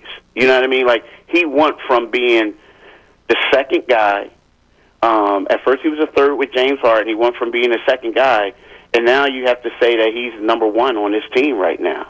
He's the leader. So, yes, it's been tough from a win-loss standpoint, but I've seen a lot of maturation and growth.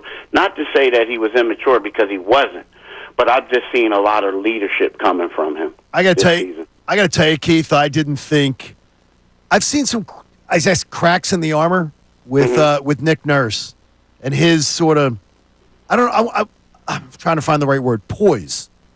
As far as handling all of this, he seemed very frustrated on Saturday night.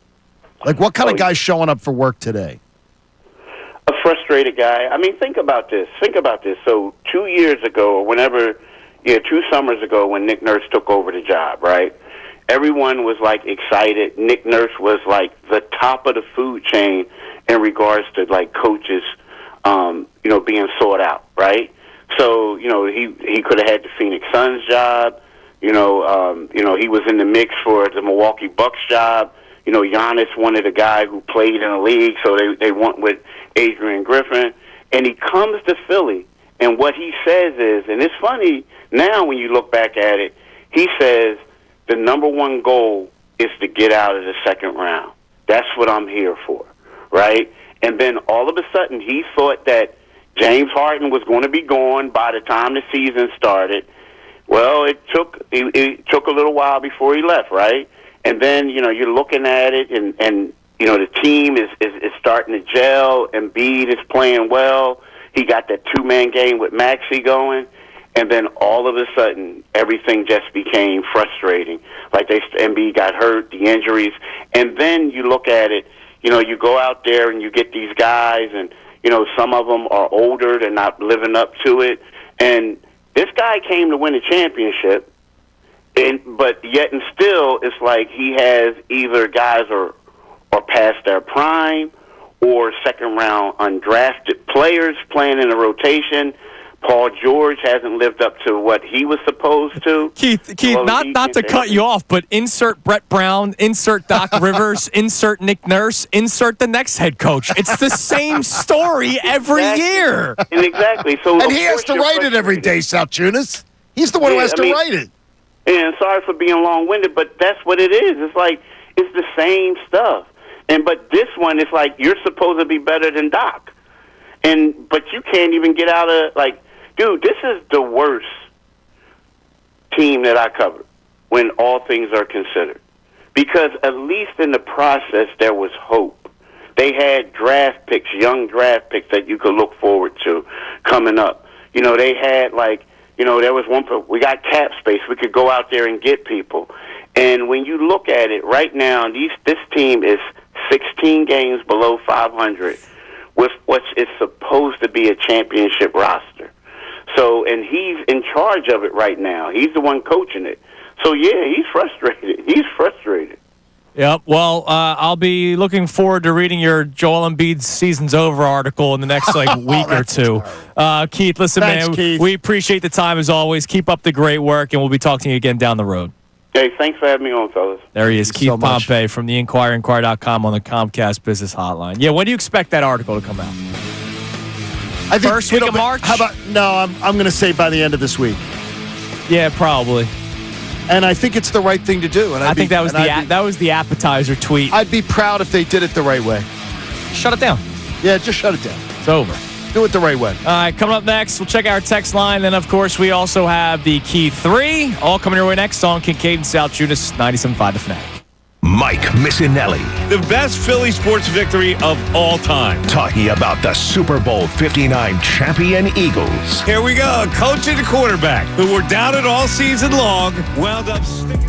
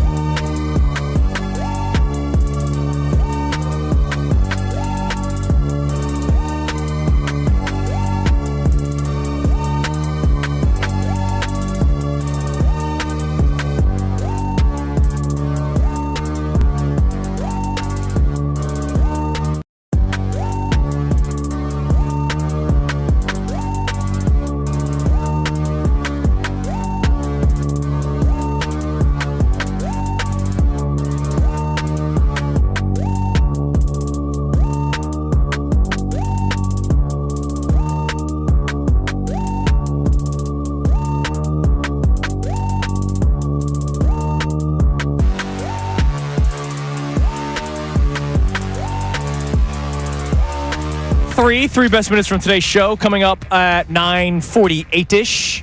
Gunnar says there were so many moments. Yeah, it was hard for him to pick. He just can't even imagine. He was like, can we make it 6? We said, no, 3.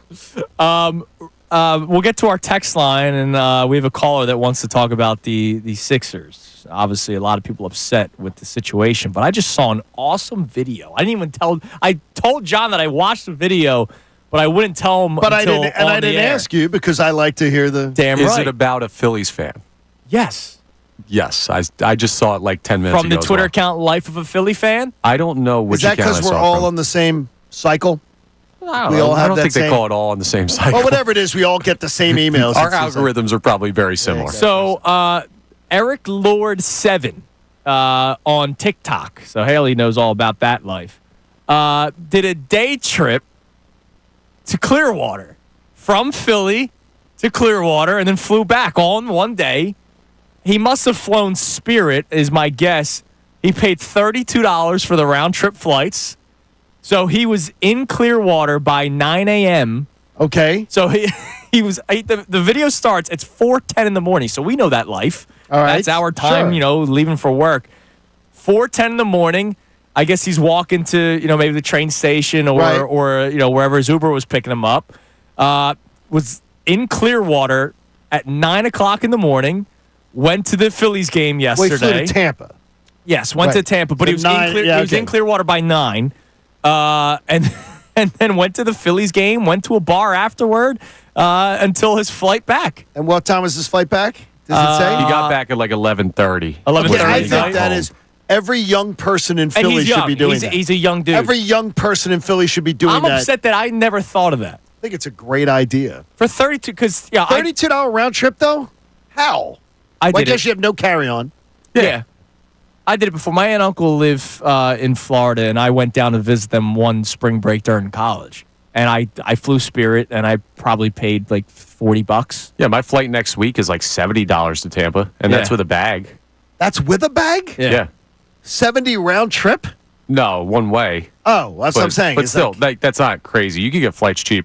Yeah, they got the $9 club. I don't know if that's still a thing. I don't think so, but I love Spirit that. used to do the $9 club. I don't know if they still do that anymore. I've heard of other clubs with planes, but I've never heard the $9 club.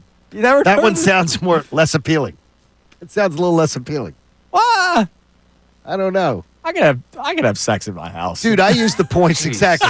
Exactly. I'd rather save the money. I'm just saying. You save the money. I mean, $9. Plus, those bathrooms are disgusting. Who is actually trying to do that? That was a fun trip by that guy going to see a Phillies game. No, I but hope seriously, he who enjoyed is himself. actually trying? Those things are disgusting. Look, dude, I'm the one who saves the credit card points and then upgrades. Or calls my friends with the airlines and goes, I bought the good ticket. Can you upgrade me? All right, let's Please. go to the phones before Connor loses His mind. Let's go to Mark. He wants to talk about the Sixers. What's up, Marky?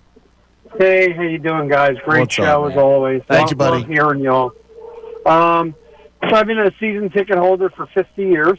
Wow. Got it when I graduated high school as a present in '75. Oh, wow. And as far as Embiid, after his second year, I said they're never going to win without a center. They had to play him in a 4 and let someone else take all the banging in a 5. And no matter what coach came in, they never made the change. And I blame management on his issues because he doesn't know not to fall down on the ball. He doesn't know how to pick and roll. He was doesn't told. He know was how to- told to fall by team doctors. That was instructed because they thought that would help limit some of the blows on his knees. So that's why he's always on the ground. I think it's just even worse now because he's got like no strength in his legs. Yeah, but I blame management only because they never. Okay. Did management tell him to eat right? Did management tell him to come in overweight? Did management tell him to do all the things that he's done in his career? Yeah, well, it happened. Well, then don't blame management. Blame a guy who it took way too long for the light bulb to go off. That he should have been. But I I will say this: management, to Mark's point, management allowed Joel to get away with a lot early on. And I don't think that light bulb would have went off regardless. If the boss says to you, "Yeah, you don't have to arrive," if the boss said to us, "You don't have to arrive before 5:45," Well, Andrew, you and I would still be here when we're here, and Connor'd be here, and everybody I'd be here at 5:45. Because no, you wouldn't. You would not. I know Sleep you. in. That's no, you wouldn't. I don't make Because $40 million a year either. Yeah, exactly. Thanks We for the would do call, things. Marky. You have to do things to be a professional. You got to do things. Yeah, but do you blame the kid or do you blame the parents? He's not a kid. He's not when a kid. he got in the league, he was. He was very much. When he got in the league, he was 22. 22. If that. I have a 21-year-old right now as a parent. She's not a kid. She's my kid. Dude, when I was 22, you Guess would what? not have liked me. She's Trust my. me. She is my. Me she's, either. She's my kid, but she's not a kid. She's gonna walk out with a college degree. She's gonna walk into a job. She's gonna be. But it's not apples to apples. By the John. way, when he first got here, he was No, 20. he has a much better situation than she will step out into. She has a lot more concerns in life than he will step out into. Much more. Much more pressure on her every day to succeed, to work hard, to be able to pay her bills, to be able to do those things. Her situation is nothing like it. But yes. When Joel Embiid is 20 years old and he's walked in and they believe he's parting the Red Sea and they treat him as such, because they did, him and Ben. Right, and he doesn't know the culture of NBA basketball. Like the guy came over here from Cameroon. Do you not know the culture is to stay in shape? Do you not know the culture is not to feed your face with bad food so you get out of shape? No, not everybody knows that stuff, John. I don't know what you're shaking your head at. An athlete knows that. An athlete knows it. Tell me about Zion. A 20-something-year-old knows. What about Zion? By the time, Zion Williamson, that Shaquille O'Neal, Luka there's Doncic. Garbage we could in, go all day. garbage in, garbage out. And the thing is that you do know what it is. It's you're choosing not to do it. Right, and so if you have a young player come into your organization choosing not to do the things that are best for them, it is on the organization to then tell them, hey, this is how things need to be done and force them to do it. Don't worry, we'll have plenty of time to talk about this. Yes. What we need to do now, the Kincade Salciunas Key 3 best minutes from today's show. Now, the Kincade Salciunas Key 3, today's best. We know that last week the Eagles made the decision to promote Kevin Petullo to be the offensive coordinator of the Philadelphia Eagles. And, there was some questioning of it. I know you and I did a lot of questioning of the decision. And there were a lot of people on our text line and a lot of people on social media during that show. And our station. As a whole. Yeah, that's right. To do the whole, hey, whatever the Eagles do, just trust them because they are a successful organization. Been to 2 Super Bowls in 3 seasons. They obviously just won it on February 9th of this year. You got to believe them. So whatever the Eagles decide to do, you got to believe them. And look, I understand why a fan would say that. I do. But that's just not me. That's not who I am. I don't think anybody should have blind faith when it comes to anything in life because I believe questioning decisions can always make us smarter, even if the decision seems to be just the greatest decision in the world. This is the hot commodity head coach, Chip Kelly. How'd that work out? It didn't. You questioned the hiring and you were right about it, Johnny. But then sometimes there are stories of the guy that's never done it before, like Kevin Petullo, and then all of a sudden he thrives. Who knows? We'll find out. Well, the weird thing is here's my prediction. The same people who are lecturing you in the sports media that you got to give Howie Roseman blind faith on the hiring of Kevin Petullo. They know what they're doing. They just won a Super Bowl. The minute they let Zach Bond walk, these same people need to shut up. I don't ever need to hear from you. If you go, what are they doing letting Zach Bond go? You can't have it both ways. And that's why the idea of blind faith to me is absurd. Absurd. And a guy like Howie Roseman, do I have faith that Howie Roseman can build a team into a Super Bowl winner? Yeah, absolutely. He's proven it twice, and he really could have done it a third time. Yep. Do I have faith that Howie Roseman, every decision he makes or every plan he has for an offseason is good? No, because his plan for the 2023 offseason sucked. It was terrible. It was terrible. Some of his signs for the 2024 season were terrible. I don't get it. And it's weird because the same people that are telling me, Kevin Petullo, you got to understand, Eagles know what they're doing. They got to trust them, are the same people who maybe 8 months ago were telling me Nick Sirianni should have been fired. So in other words, you didn't trust Howie Roseman then, but now you're telling me, I got to give Howie Roseman blind faith. If you wanted Nick Sirianni fired, do not tell me that you want me to give blind faith to Howie Roseman because you didn't have blind faith in Howie Roseman. So Shams Charania yesterday dropped the bomb that Joel Embiid and the 76ers are consulting doctors and considering alternative options on his injured knee. Sides have hoped for progress in Embiid's body, but his efforts to play and current treatments, including injections, have not provided any improvement. This is an easy answer for me. The alternative option is the only option. It's shut him down. You got to shut him down. And whatever surgery he needs, he's got to get it. If you have any hopes in still trying to do something with Joel Embiid in a Sixers uniform, he's doing whatever he can to be on the court. It's not working. And once you reach a limit, Paul George, the same thing. I'll go another step further. Shut down Paul George. He's talking about getting injections every single day to try to play. Look, I commend you for trying, but if it's not helping you at all and it's becoming a detriment to the team, they got to shut it down, Johnny. And it pains me to say it, but then again, is anybody enjoying Sixers basketball right now? The Joel Embiid story I could have seen from a mile away. I did see it from a mile away. Yeah. I think now we're getting to the point where people are going to open their eyes and just say, okay, we know what the story is. Let's stop hoping that it's going to be different. It's not going to be different. It's never going to be different with this guy. I feel bad for the stuff that has happened to him that he has not been in control of. Yeah. But I will never forgive him for the stuff that he was in control of. When early in his career, being a professional, doing the things to be in the best shape possible, to earn the big money paycheck that you were getting, that he didn't do. I'll never, ever be off of that. He is responsible for a lot of what has happened to him. And it's a shame. And this last offseason was an abomination. All right, that was the Kincade Salciunas Key 3 best minutes from today's show. Johnny? And I can tell you to support life-saving cancer research. It's worth it. Join us and our generous partners, H&H Heating and Air Conditioning, and make a donation today to the AACR, the American Association for Cancer Research. Do it at 975thefanatic.com/AACR because cancer research saved my life 3 times. It might just save yours. Damn right. Now, are you locked into the Phillies today with the new lineup? I will pay attention maybe today. I mean, is it on TV? That's what I'm trying to find out for. If it's on TV, I might see it. NBC Sports Philadelphia Plus. Okay. Yeah, so it'll be on. Yeah, 105. May check out Beyond the Gates this afternoon. By the way, this is not just must-watch for the new look lineup. Skeens is pitching for the Pirates. Is it really? Yeah, so you can watch Paul Skeens. I can watch Paul Skeens pitch any day, anytime he's on. So today's a must-watch spring training game. Dude, come on, man! I'll be locked in. Does Turner work a good at bat as the leadoff man? Does he butcher another ball hit to him that your high school kid can field? He is at shortstop, by the way. Too. So that's not changing. You don't even have your best shortstop at shortstop. Another thing. By the way, I said Michael Mercado earlier. Oscar Mercado. Oscar. Because Michael's the pitcher. Yes, he is. Yeah. He's another. Mercado, a good restaurant in Westchester. Dude, he's thrown like 14 major league innings. Leave the kid alone. He was a gas can in all of them. He was not a gas can in all of them. Incinerator. Come on, man. You don't have to love every player on the team. You don't have to hate every player on the team. He was 11 last year Seriously. in 5 outings, 16 earned runs. No, he had that one outing where it was like, oh my gosh, they got something here. Mike Missanelli Show with Bill Colarulo and Ray Dunn comes your way next year on 96.